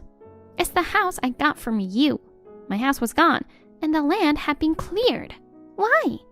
Didn't I tell you? I said I would have that house demolished. As I declared, I hired a demolishing service to do it. You are serious? I thought you were joking. Why did you demolish the house? It's hard to tell at a glance, but the house has deteriorated so much. We had originally planned to demolish it this year, but someone took over the house and made it uninhabitable, so we demolished it earlier than planned. Oh no. I'm going to build an apartment there. It's in a good location and I will be able to earn income from rent. Wait. Stay away because it's not safe to go near the construction site. What are you doing? You can't just tear down my house. Are you crazy? What I do with my house is my business, right? No, it's not. This is my house. Technically, it's my brother's house, but it's also mine. He found out your baby wasn't his, right? You were just trying to get attention from my brother, but it's not right to demolish someone's house without permission, is it? I'm going to file a claim for damages. I think you're the one who needs to understand. That's not Bob's house. What? Whose house is it then? It's my house. What? My parents' house was originally built there. As you know, my parents divorced when I was in high school and our family split up. The old family house was torn down, but the land belonged to my father, so he built a new house for me. He gave it to me when I graduated from high school. After that, he disappeared and I lost touch with him. I guess he thought it was his last present to his daughter. I am the current owner of the house and I pay the property tax. It is truly my house. What? What's that? Your parents' house was this close? I thought they were in a different state. I thought I told you before. I guess you didn't care about me. But something is wrong. Isn't it supposed to be in Bob's name when you guys got married? Not necessarily, at least not in my family. Oh my god, what'd I do? How should I explain to my brother? He was going to divorce you when he came back from London. He was going to live with us in this house. You don't have to worry about that. What? We're not getting a divorce. What? Bob knows you cheated on him. He knows the baby is not his. I'm sorry. We tricked you. Huh? Bob has known the whole situation from the beginning and is on my side. No way. He doesn't believe you at all. Oh no! He doesn't believe me? We were getting fertility treatments. There's no way the baby is not Bob's. No way. Then where am I going to go? If I don't have a home, I'll be homeless. My kids are worried. What should I do? Well, you should go to your parents' house. What? I've talked to your mother, and she's agreed to take care of you. My mom? Yes, you can thank your mom. Your mom doesn't want to live with you, but she agreed to accept you for my sake. I can live at my parents' house? Only for a limited time. What? You can only live there for a week. After a week, they're going to kick you out. No way. There's no way they'll kick out their grandchildren. Your mother is serious. Also, your parents got a call from your husband. What? Were you cheating on him? You didn't run away from him after you guys had a fight. Your husband found out about the affair and kicked you out of the house. Ugh! Your husband told you to leave by yourself, but you took the kids and left while he was at work. I thought if I was with my kids, my mom would take care of me. You were trying to get your mother's sympathy. But my mother didn't. Having a child with me was expensive. I couldn't afford to live in a hotel. I didn't know what to do. That doesn't mean you could take my house. I had nowhere else to go. Your husband is divorcing you. Divorce? Why are you surprised? You cheated on him. But what about our kids? He's going to take care of them. No. He's too busy working to raise kids. I heard your husband's parents live nearby. I'm sure they will support you. No. Usually mothers take care of their children after divorce, don't they? That's not always the case. You stole the duplicate key and took my house. I don't think you can raise your children properly. My kids don't want to leave me. They love me more than my husband. I don't know if that's true. Both of your children are in elementary school, right? They're old enough to know right and wrong. And they must have a pretty good idea that their mother is a dangerous person. You must be aware of that, don't you? Wait, then I'll be all alone. Aren't you going to marry the man you cheated on? I can't marry him. He's married. Yes, he is. I left him when my husband found out about the affair. He was terrible. He told me he was not serious with me. He didn't want to leave his wife. Your husband wants alimony and child support. Alimony? Isn't it obvious? I'm sure you'll be contacted through your lawyer soon. You've got to be kidding. There's no way I can afford to pay alimony. I spent all my money on vacations. I don't give a damn about that. Well, I'll leave you now. Wait!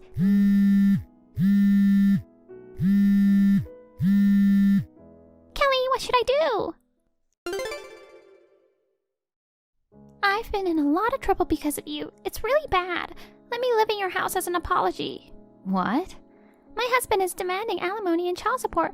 That's a lot to deal with. My ex-boyfriend's wife also asked me for alimony. On top of that, my mother kicked me out because the deadline had passed. I have no money and no place to go. So what? I want to move in with you. I don't want you to. Why? You demolished your old house and moved somewhere else, didn't you? Yes, well, I'm living in the new apartment now. What does that have to do with you? My brother is still in London, so you can let me live there, right? Don't you feel sorry for me because I have nowhere to go? I don't. I don't feel sorry for you. Why not? We're family. Family? Don't be silly. You're the kind of scum that takes over someone's house. You kicked me out of the house when I came home with a baby in my arms. You are not my family. Seriously? Is that all you wanted to say? What? I'll never tell you where we live, and there's no way you're moving in. Wait, then can I borrow some money? Huh? My savings won't be enough to pay alimony and child support. It's not easy to find a job. I'll pay you back later. Can I borrow $30,000? I refuse. $15,000? You have a decent job. You have some money, right? I have no intention of lending you a penny. You have to do something on your own. If you don't want to become a homeless person, you should work for yourself. Why no one is helping me? Why do I have to go through such a hard time alone? It's your own fault. Well then. Please, don't abandon me. Kelly!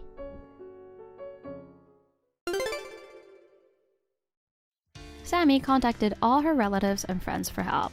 Everyone refused to help her, and she had no choice but to borrow money from a loan shark to pay alimony and child support. Her children seemed to know their mother was a bad person. They have grown up with their father and are thriving in their new environment. I've been able to cut ties with my sister-in-law, who has been harassing me in so many ways since I married my husband. My husband and I are both relieved. My husband will be coming back from London soon. With the cooperation of my parents-in-law, I feel relieved that we will be able to raise our child with peace of mind from now on. Hello, Bruce. I have something important to tell you. Can we talk? Miss Victoria, I was so worried about Trisha. Since she cancelled our date, I haven't heard back from her. Trisha went to the hospital, right? How is she doing? They told me she had cancer and only had a year to live. What? No way, are you serious? Trisha is only 24 years old. It's true. I wish we would have found it earlier. I never thought she'd get cancer. She didn't get a checkup for cancer screening before. By the time we found it, it was too late. What? I don't know what's going on. She was fine just a little while ago. I'm sorry for messaging you like this so suddenly. Trisha asked me to tell you. I don't know what to say. I can't think about anything right now. I couldn't believe it when I heard it either. I kept asking my doctor if there was some mistake, but it was real. Trisha has cancer and only has a year to live. I knew I had to tell you, her fiancé, as soon as possible, but I was busy going back and forth between the hospital and home. I couldn't get my mind right, so I couldn't contact you right away. I'm sorry it took me so long to get back to you. Hold on. I don't know what to do. I know it's confusing to hear this suddenly. Do you know what caused it? We don't know the cause. She doesn't smoke or drink. She has always said her health came first, and she was very careful about her diet. She seemed to enjoy her work. She didn't seem stressed out. And we don't have a family history of cancer, so I guess you could say it was bad luck. I see. So, I have a favor to ask you, Bruce. Sorry. I have to take care of something now. I have to go. Wait, listen to me just a little longer. Trisha needs you. I can't see Trisha when she's like this. I can't do it right now, even if you ask me to stay by her side. It's not like that. I understand how you feel. I won't ask you to see her. I just want you to talk to Trisha just once. She says there's something she really wants to tell you, so can you call her? No, I really don't have time. I can't even talk to her. Please, just once is all I need. Trisha is too worn out to send messages, so let me call you just once.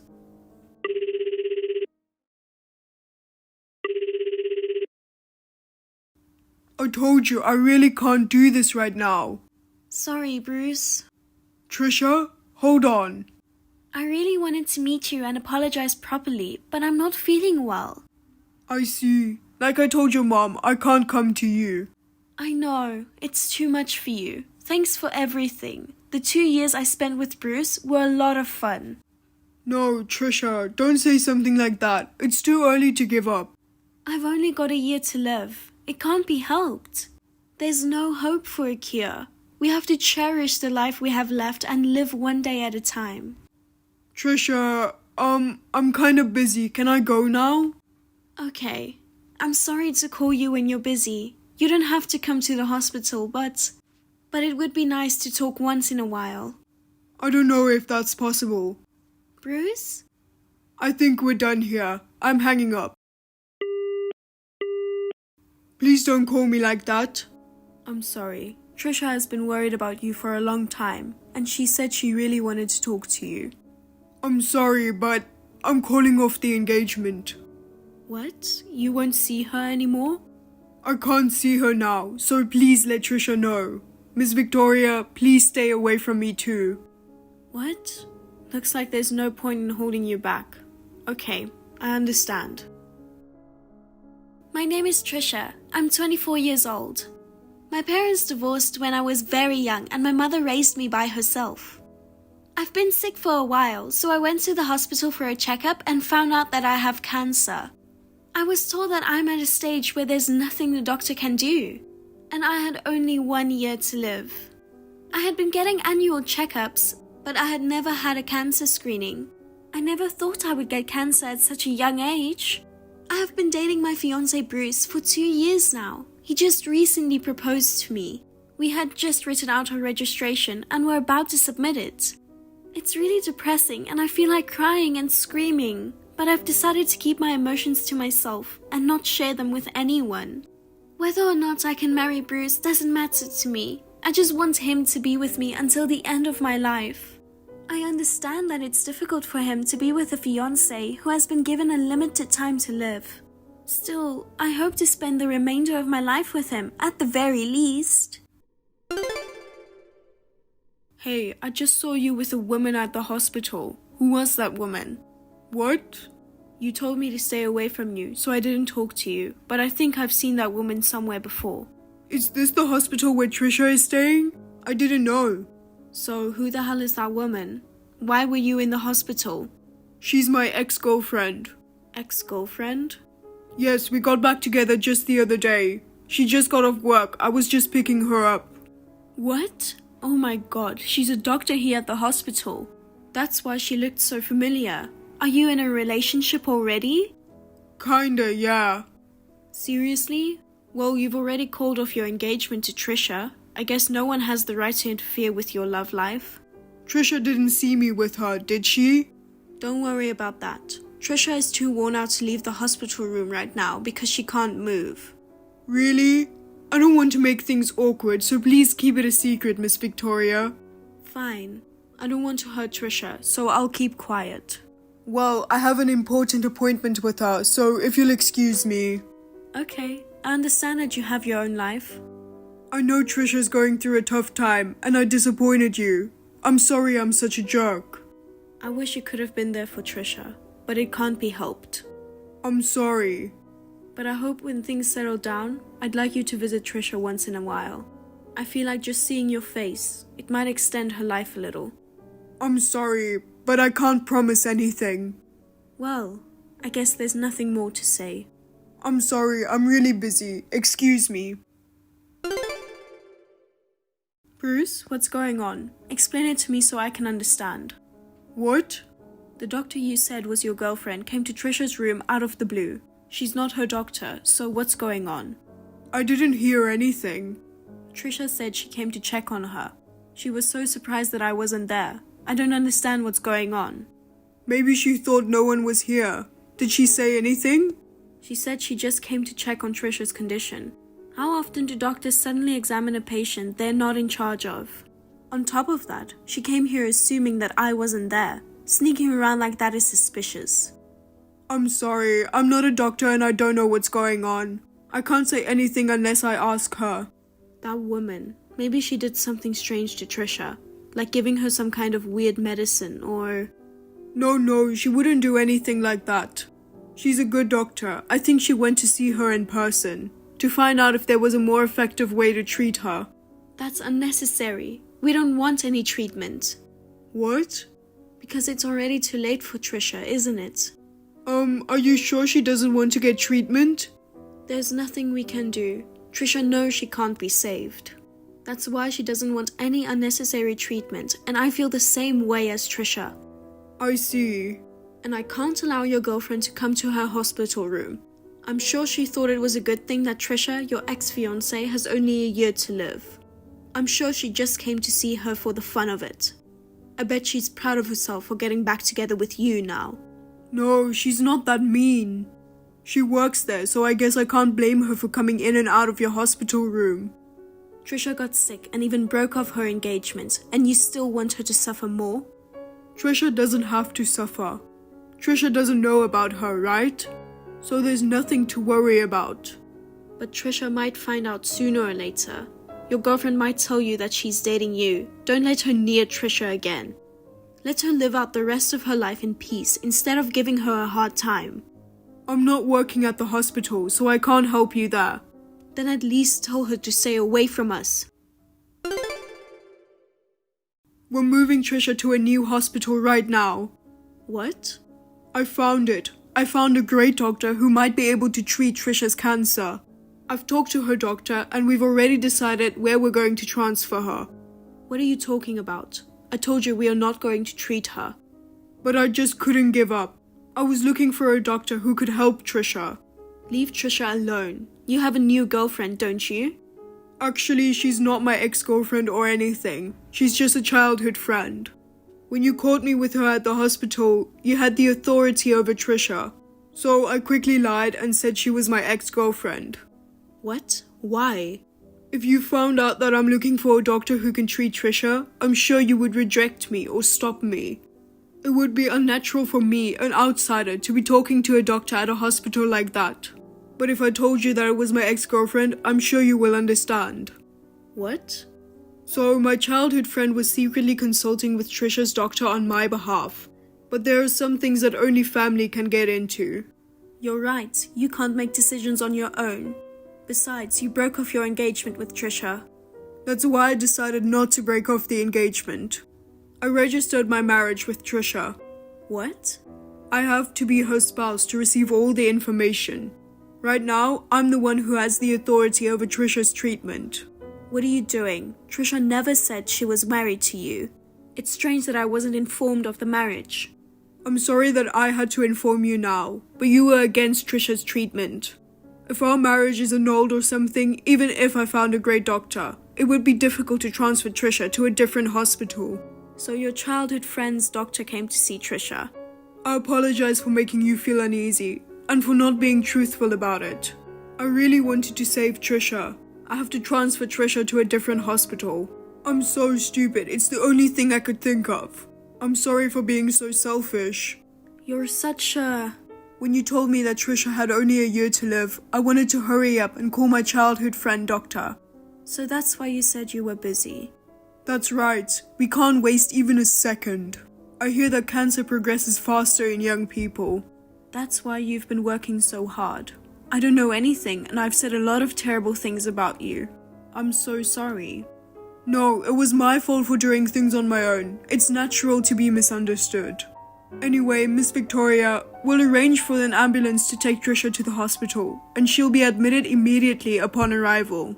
Will Trisha survive? She said there's still a way to save her. Let's hope. Bruce, thank you. I'm sorry for not telling you the truth. By the way, is Trisha available to answer the phone? I'd like to talk to her if possible. I don't think she can type, so I'll just call you on the phone.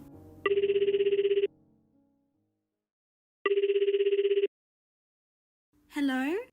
Trisha, we are going to transfer to a hospital with a great cancer doctor. What? Transferring to a hospital? I found it. He's a great doctor who has helped many patients suffering from the same cancer as you. I had my childhood friend doctor look for him and finally found him. Bruce, you don't have to do that. I have a year to live, remember? It doesn't make sense to transfer me to a hospital now. No, even with the same symptoms, different doctors see things differently. That great doctor said it's too early to give up. Bring her in right away. He said the sooner the better, so come with me. Sorry, Bruce. I'm glad you feel that way, but I don't want to be transferred. I don't want to bother you. You are not bothering me. I'll do anything to save you. I'd even give my life to you. Your feelings are all I need. Thank you. Bruce, go live your life without me. When I'm gone, I want you to forget about me and be happy. Without you, I can't be happy. My life is intertwined with you, Trisha. What? I don't know if your mother told you, but I've already submitted the marriage registration. No way. When did this happen? Before we found out about cancer, we signed it together and had it ready, didn't we? I just submitted it as we planned. I thought you had already thrown it away a long time ago. You are my wife, Trisha. I will protect you for the rest of my life. Bruce, what should I say? Trisha, please don't give up. Live with me. Let me do everything I can for you. But there's a strong possibility that I won't live long, you know? Even if I get better, I don't know when it will get worse again. I don't care. I want to be with you. I want you to live with me. I'm sorry I lied to you. I'm sorry I made you sad. I couldn't see you because I was afraid I'd cry if I saw your face. I'm a bad guy, aren't I? I didn't tell you because I thought I'd disappoint you if I couldn't find a doctor who could help you. Bruce, thank you. I heard everything. Thank you, Bruce. I'm sorry I doubted you. No, I just couldn't give up like that. I'm sorry for being so selfish. If I hadn't found a doctor who would help Trisha, I don't know what would happen to me. I couldn't imagine my life without Trisha. I'm such a weak man. That's not true. She won't find anyone who would go to such lengths for her. But because I lied, I made Trisha and her mother feel bad, even if only for a moment. I'm sorry. Don't apologize. I'm grateful that my daughter found a wonderful person like you. Thank you, Miss Victoria. I'll ride in the ambulance with you and stay with Trisha. What? But I have to go with her. I'll take care of it. Have you been having trouble sleeping since Trisha was admitted? I'll pick her up later. But... if you get sick, she will be worried. Don't worry about me. You can count on me from now on.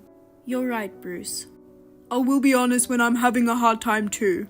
You may think I'm a weak person, but I will do my best. Let's not suppress our painful feelings. Let's share them together.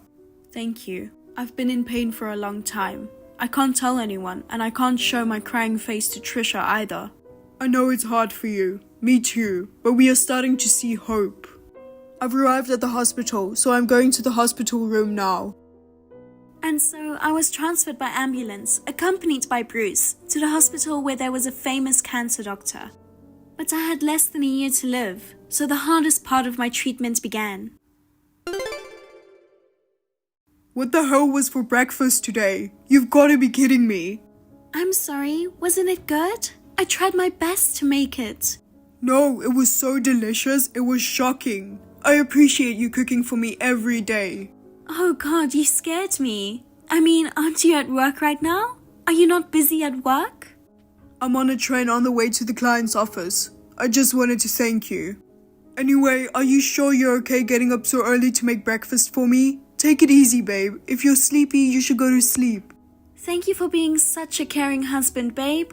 I'll be fine. I'm resting time to time. That's good. The day after tomorrow is the wedding, so get some rest and get yourself ready. I know. Don't get too excited and hurt yourself. You're so clumsy and tend to fall easily.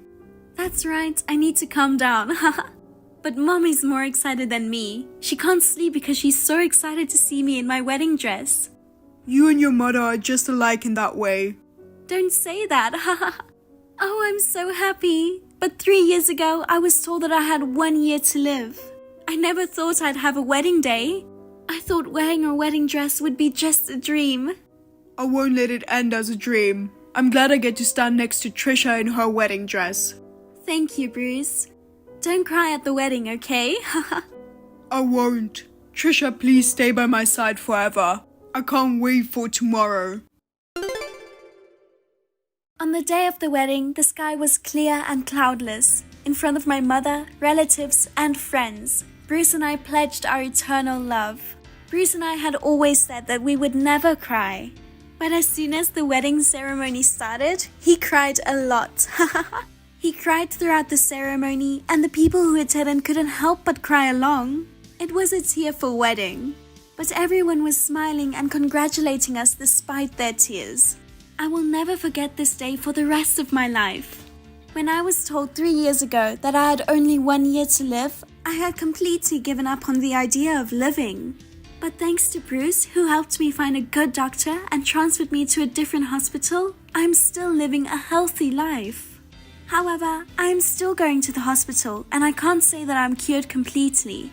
I don't know how much longer I can live, but I will cherish each and every day and will spend my time with the happiness of being able to be with my loved one. Hey, Kevin, I'm just double checking. Your new place is Lux Towers, room 1006, right? Yes, that's right. Are you lost? No, I'm in front of the entrance of Lux Towers. I rang room 1006, but there's no response. What? That's strange. My wife and her mom were supposed to be home. I even told them that you're coming to our place today. Your wife's mom, Nora, is there too? Yep, when I told her that you're coming to visit, she said she'd love to see you. She said she would cook for you. I wish I could have been there, but I had to work suddenly. I'm sorry I couldn't be there for our housewarming party. That's okay. You have a big case, right? You love your job as a lawyer, and you're proud of it. As your sister, I'm proud of you. But take it easy. I know. I'll get my work done in the late afternoon, and I'll be home for dinner. Anyway, I'm wondering why my wife and Nora are not answering the door. I'll text them. Just wait a minute. Sure. The stuff I brought as a housewarming gift is a little heavy. I don't want to be at the entrance for long. I'm sure it'll get in the way. What? You brought something that big? Your wife requested an electric bike. My husband drove me, so I loaded it in his car and brought it here together. Oh, she requested such a thing? Robert had to help you, huh? I'm sure she'll need it since your new place has a lot of hills around. I brought it all the way here and I don't want to bring it back, so I'll give it to your wife and then I'll leave. I see. Thank you for going out of your way. You're welcome. Oh, my wife responded. She was cooking and couldn't get the door. She's unlocking the entrance door now. Thanks. Well, I gotta get back to work. Good luck with your work. See you tonight. Yep, thanks for coming. What's your problem? You've been ringing my doorbell over and over again and it's getting really loud. I'm going neurotic. If you're any louder, I'll call the police. What? I don't mind, but my daughter is pregnant. What if the baby is affected by the stress from your noise? Just because you're my daughter's sister-in-law, there are some things you can do and some things you can't do. Didn't Kevin contact you? I'm at the entrance of your new place right now. I rang your room, but there was no sign of you, so Kevin texted you.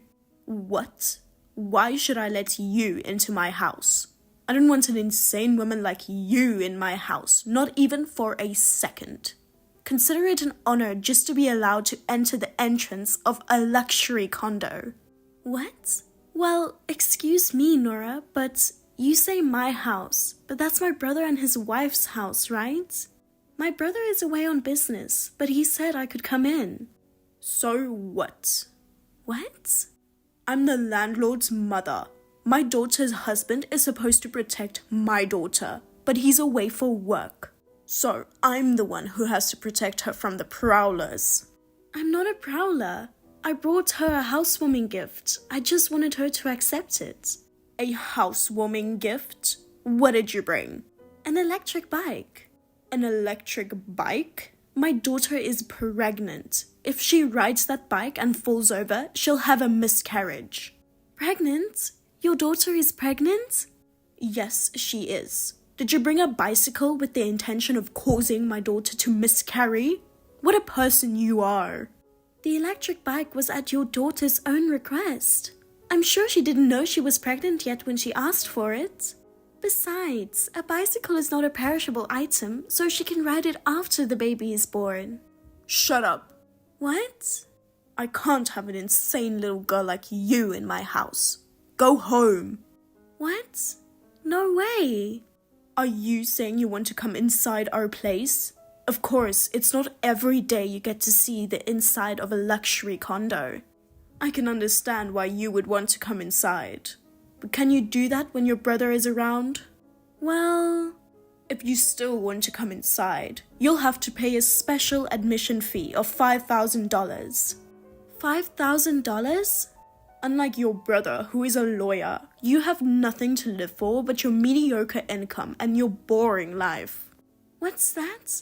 I came to give your daughter a housewarming gift, and I don't understand why I'm being insulted so much by you. Listen, your brother is no longer part of your family because he got married. He married my daughter and he became my son. Up until now, you've been enjoying the feeling of being a superior citizen because of your brother's authority. But from now on, you're going to have to live your own miserable life. If an insane woman like you wants to be related to us, the upper class, I'm telling you, you're going to have to start earning a good income. So, the admission fee is $5,000. The condo is worth it. If you don't like it, don't come near my place again. You won't regret it, will you? Huh? Then I'll be leaving. Oh, okay. Oh, I'll just take your housewarming gift. I'll come get it later. Leave it in the corner of the lobby or something. Understood.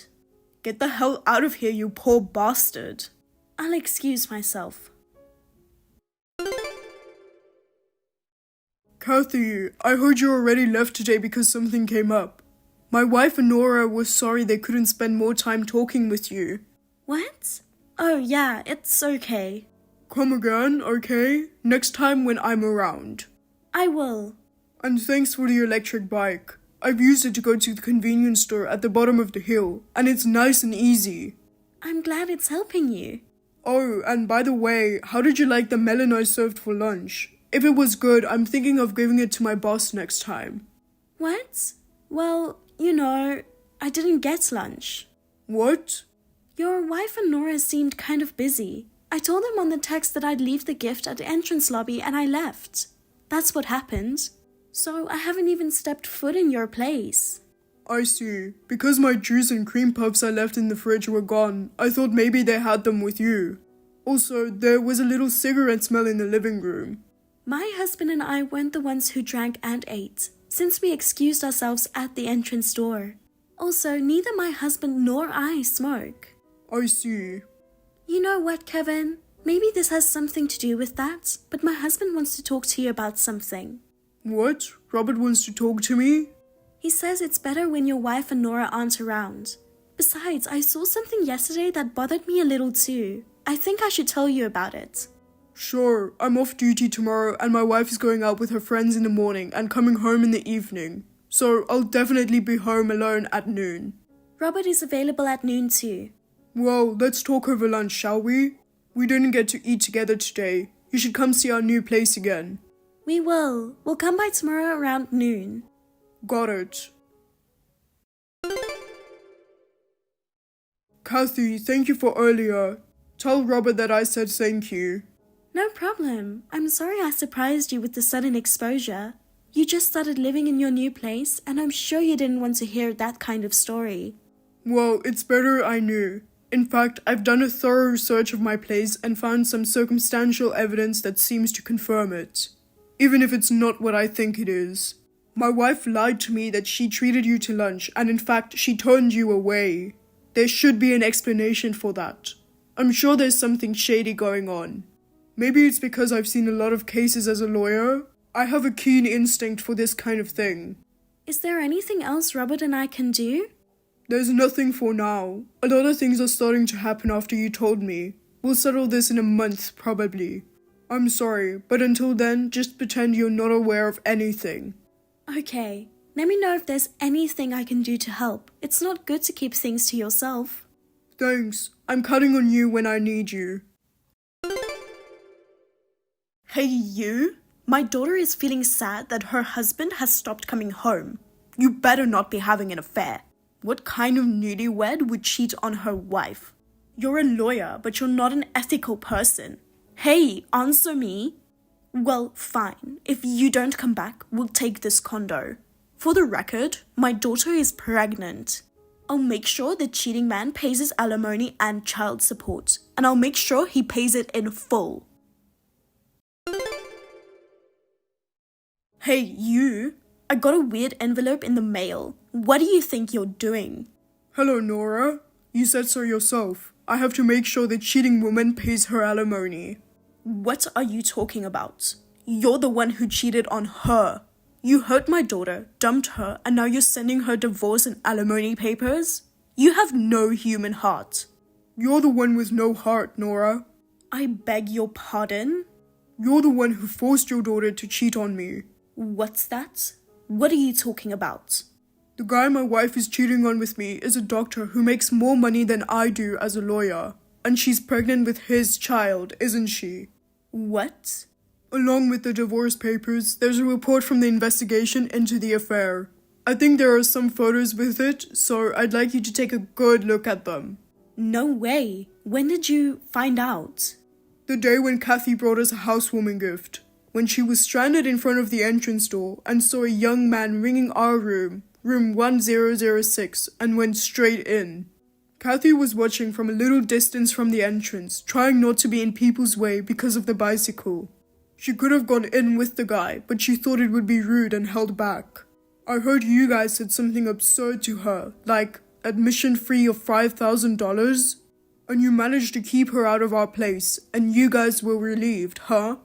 But Kathy recognized the man's face, and she remembered him when she got home. What? Kathy's husband, Robert, is a doctor. The man my wife was having an affair with was Robert's colleague at the same hospital. Kathy had seen him at a dinner party or something. Robert had heard that the guy was having an affair with a married woman and that he got her pregnant. Your daughter getting pregnant isn't because of me, it's because of her affair partner, right? I didn't know my wife was pregnant in the first place. I told my wife that I don't want to have kids yet because I wanted to focus on my work. It's not my baby, timing-wise. You're lying. That doctor is Kathy's husband's colleague? What a coincidence. I guess the world is a smaller place than you think. That's impossible. You're bullshitting me. You're blaming me and my daughter to cover up your own affair. Of course you are. You're a lawyer and you have no common sense. You're the worst. My wife has already confessed to the crime. I beg your pardon? You were the one who encouraged her to do it, but she's just as guilty. She confessed that she only married me for my job as a lawyer and my income. She had an affair with a doctor who made more money than me, and she was going to dump me eventually, but she didn't expect to get pregnant. That's a lie. I don't approve. I don't care if you approve or not. We'll find out who the father of the child is when we get tested. Let the judiciary decide for the rest. Oh no. Look, I'm sorry. My daughter is sorry too. I apologize. So, could you please forgive me? Where are you anyway? Please come back. I'll have a lawyer come between us from now on. If you have anything to say, I'll ask you to go through my lawyer. Also, about our condo, I'm getting ready to lease it out. What? I'm glad I didn't take out a loan and just paid it all at once. I'm going to ask you to leave as soon as the divorce is finalized. Wait. That place is joint property between you and my daughter, right? Even if you get divorced, half of it will still be ours, right? No, it won't. That place is in my name, and I'm the one who paid the lump sum before we got married. Please get the hell out of there. Oh no. What's this? You cheated me. Oh, Nora, what is it suddenly? I'm in front of your house. I thought for sure this is where Kevin is being sheltered. I only knew the address, so I came here for the first time and... What's with this luxury house? It's bigger and more splendid than my new place. How in the world did you come to have such a huge house? I thought you were poor. Didn't I tell you about this house? I inherited this house from my late grandmother as a gift for caring for her. Simply put, it was my grandmother's house. And I also own a cafe and a couple of restaurants. That's my business. And my husband is a doctor. So we're not particularly poor. So you weren't poor. Then why didn't you pay me the $5,000? Huh? If you were rich, you could afford to pay the $5,000 admission fee. If this was going to happen, I should have taken as much money as I could from you back then. I should have ripped off from you. You know what, Nora? Are you messing with me? Huh? Like I said before, I'm a business owner, and my brother is a lawyer. I'm not stupid enough to pay $5,000 for entry to my brother's place. That's absurd. What is your attitude, you cheeky woman? Oh, by the way, Kevin isn't here. What? He's not? I haven't been told where he is either. Then where did he go? I don't know. My daughter has suddenly disappeared as well. How am I supposed to live on my own now? Help me. Kevin's wife and her lover tried to elope and disappear, but they were traced and Kevin demanded a solid alimony payment. Kevin's wife gave in to Kevin's demand and asked her adulterous partner to pay the alimony in a one lump sum. Kevin and his wife got divorced, and their former residence, the condo, was leased. After that, Kevin's ex-wife and the adulterous partner disappeared. The adulterous partner's savings as a doctor seemed to have run out almost entirely due to the alimony. So, I am not sure how the two of them, who are expecting a child soon, will make a living. Nora, on the other hand, kept complaining to Kevin even after the divorce mediation. But she has grown quiet ever since she rampaged and made a fuss at Kevin's law firm, breaking some of the vases there, and was arrested for vandalism. Nora has been relying on Kevin for money and has no savings of her own. She now lives in a shabby apartment and works part-time to make ends meet.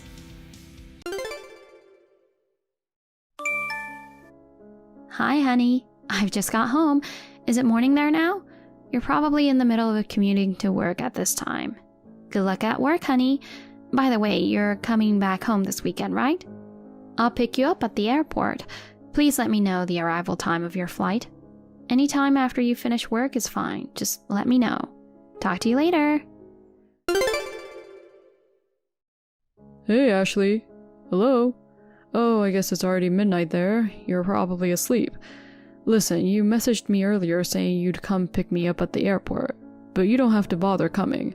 The thing is, I've decided to divorce you. Sorry it's sudden and surprising, right? Well, the truth is, I found a more attractive woman than you.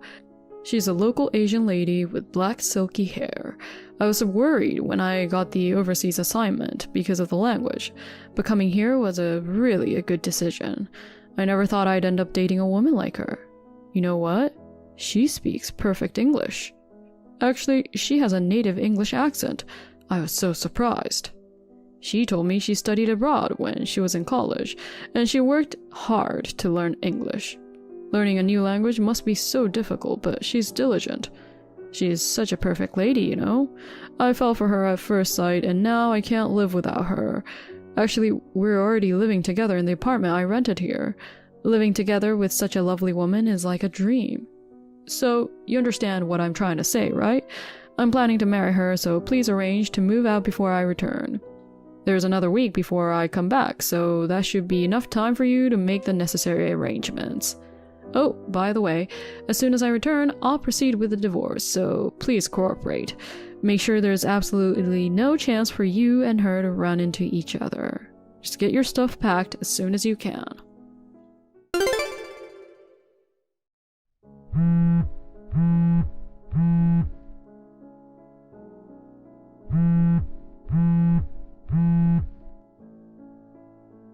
Caleb, what the hell? Are you serious? Were you cheating on me? With a woman that you met there? I knew you always liked Asian women. Every time an Asian woman appeared on TV, you couldn't hide your excitement. But cheating with one? Really?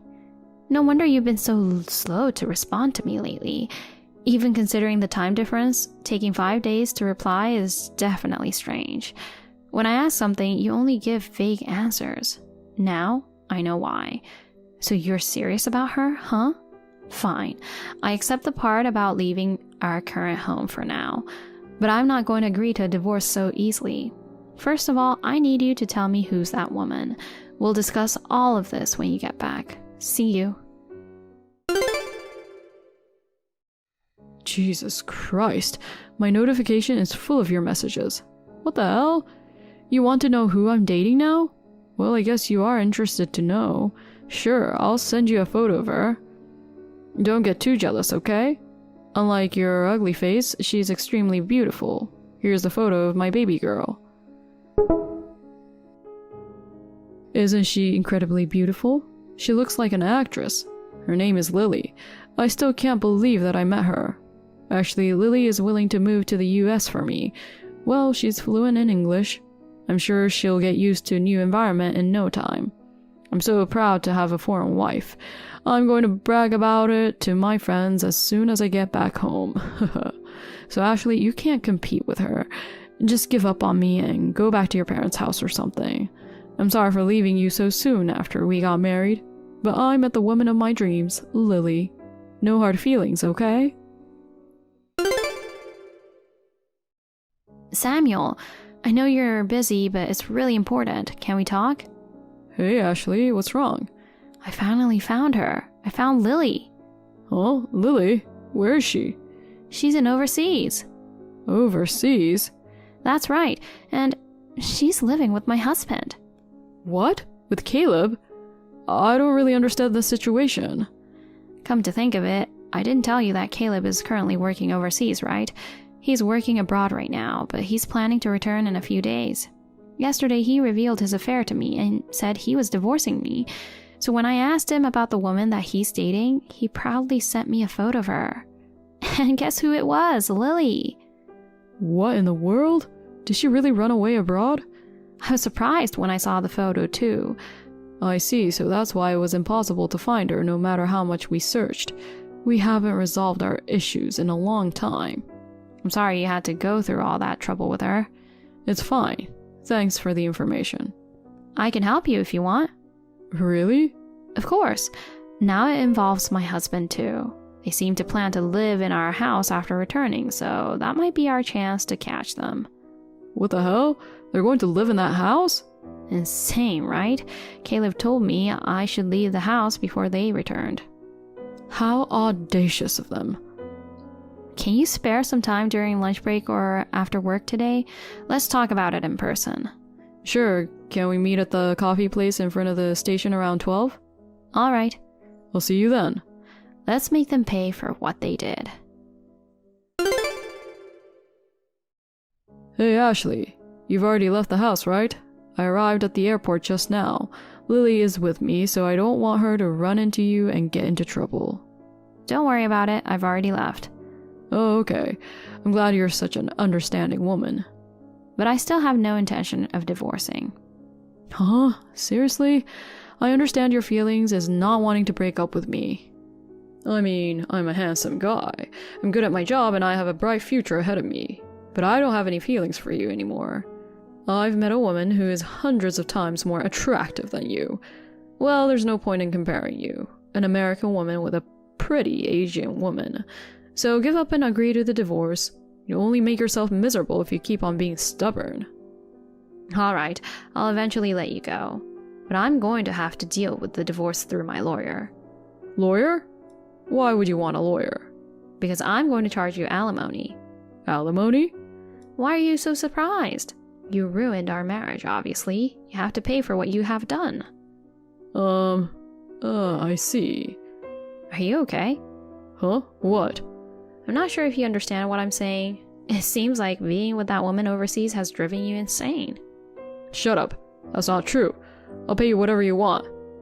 Anyway, I don't want to face you guys, so why don't you just go home? Alright. I have to go to my office now, so I just let Lily go to the house first. I gave her a spare key. Well, I appreciate your consideration. Whatever. I'll go back to work now. I'm sure you'll be contacted about the lawyer, so please go through them from now on. Sure. I wasn't expecting about the lawyer and alimony, but I guess it's all fine. And after all, I'm supposed to get a promotion after my overseas assignment is over. I'll be getting a lot of benefits as well. I can easily pay that small alimony in one go. Haha. You want to use a lawyer against me? Do whatever you want because I don't care. Huh.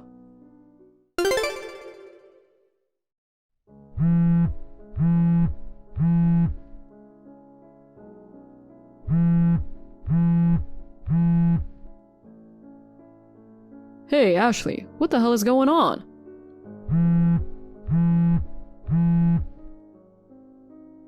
Hey, answer me. Oh, Caleb, did you arrive home by any chance? Yeah, I just got home. Welcome back. Shut up. Why is your brother at my house? Oh, I let him stay there just for today. What? Why? I don't get it.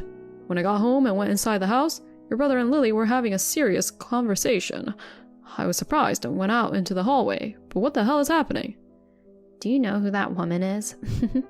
What? Lily was my brother's wife. What? She ran away from home a year ago and disappeared. Your brother's wife? Don't talk nonsense. Lily is a foreigner. I've never heard that your brother married a foreigner. She's a pure American. What are you talking about? Her hair is black and she has exotic, beautiful Asian eyes with a beautiful black color. There's no way she's an American woman. She just colored her hair, puts on Asian-style makeup, and wears colored contact lenses. Huh? What about her facial features? No way, she definitely looks Asian. It seems she has some plastic surgery too. I'm sure she's also had some work done to her body as well. Her breasts are much bigger than before. Seriously? If you don't believe me, just check with my brother. He should have a copy of Lily's family register. No way. Lily is an American woman? And she's your brother's wife? I'll never believe it. Hey, Ashley. You can come home soon. What? Let's not get divorced. I've decided to stay married to you. Let's live together again. Are you serious? You're the one who asked for a divorce. You were right. I think I lost my mind staying in a foreign country for long. After all, I don't want a divorce. Come home now.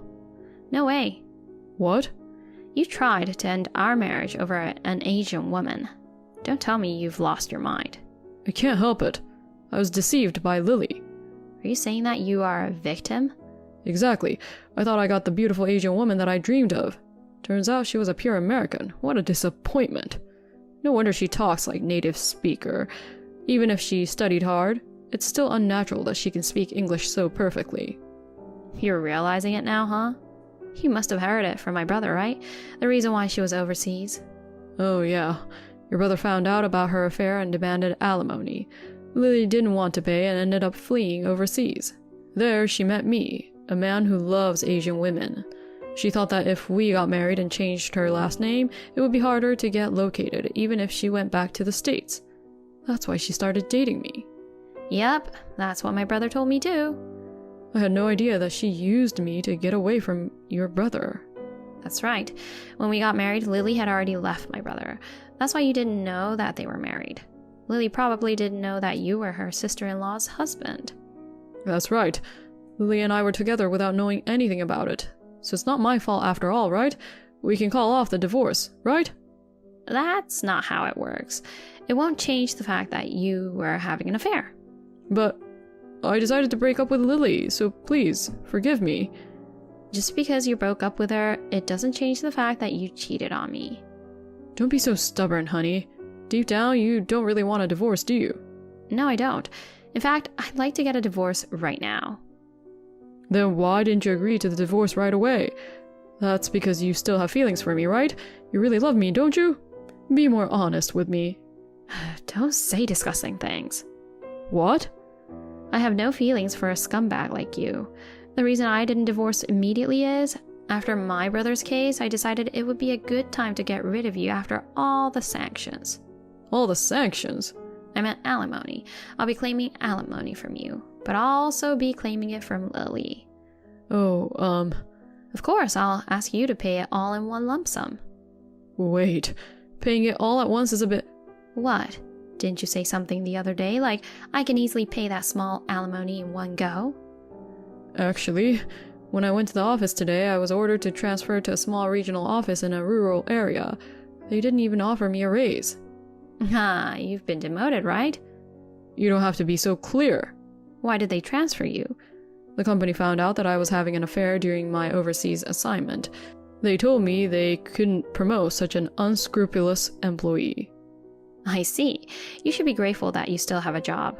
If I were the president, I'd fire the scum who cheat on their wife while on overseas assignments. So that's why paying it all at once is a bit tough for me. I went to so many places with Lily overseas that I don't even have any savings left. I don't care. I won't change my mind about requesting a lump sum. But...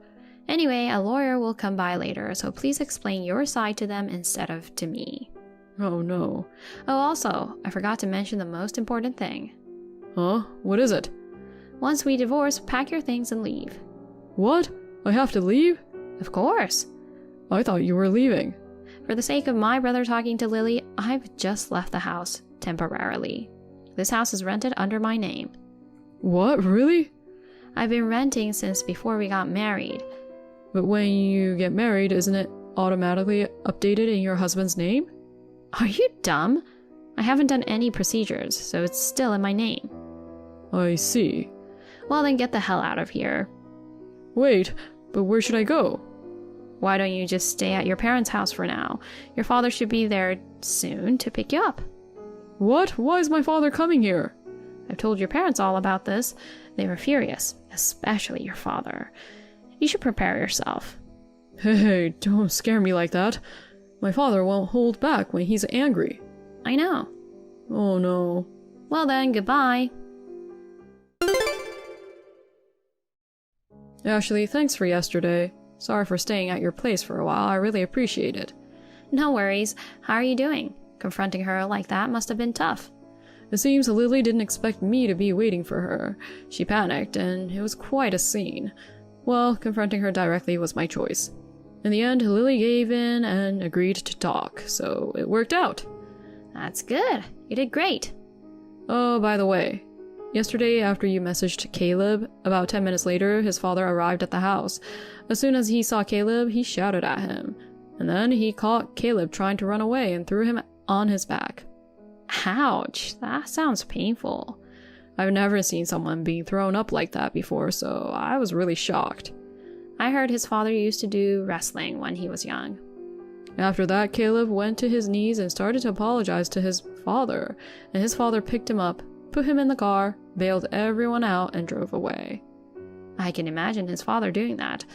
His father really dislikes dishonesty. Caleb has been afraid of him since he was a kid. I see. Well, I guess we are moving forward in a good way now. Yeah, I think so. When everything settles down, how about we go for a drink? I'll buy you a drink, of course. Yeah, let's do that. Alright, see you soon. Even after that, Caleb kept insisting that he didn't want a divorce. My lawyer visited both Caleb and Lily's parents' homes, and a few months later, the divorce was successfully finalized. I received the agreed-upon lump sum for compensation from both of them. My brother also managed to collect the full amount he had claimed from Lily. According to what I heard from Caleb's dad, after being transferred to a regional office, Caleb resigned from his job. Rumors of his affair during his overseas assignment had spread even to the regional branch. His superiors and colleagues looked at him coldly. In the end, he reached a breaking point mentally and decided to quit his job. Following this, his dad stepped in to assist him in finding new employment. Fortunately, Caleb was hired by an acquaintance who owns a company, and it appears that he is now working in a new challenging environment with strict supervisors. Lily, on the other hand, had to get a loan to pay alimony. Despite attempting to return to her parents' home, she was disowned. She's now working part-time as a live-in worker and desperately trying to pay off her debts. As for me, I am enjoying the freedom of living alone in the apartment I have been living in. Now that the alimony has been paid and my brother seems to settle things with Lily, I am thinking of inviting my parents and going on a family vacation. Thank you for watching! Please rate the video and subscribe to our channel. See you in the next video!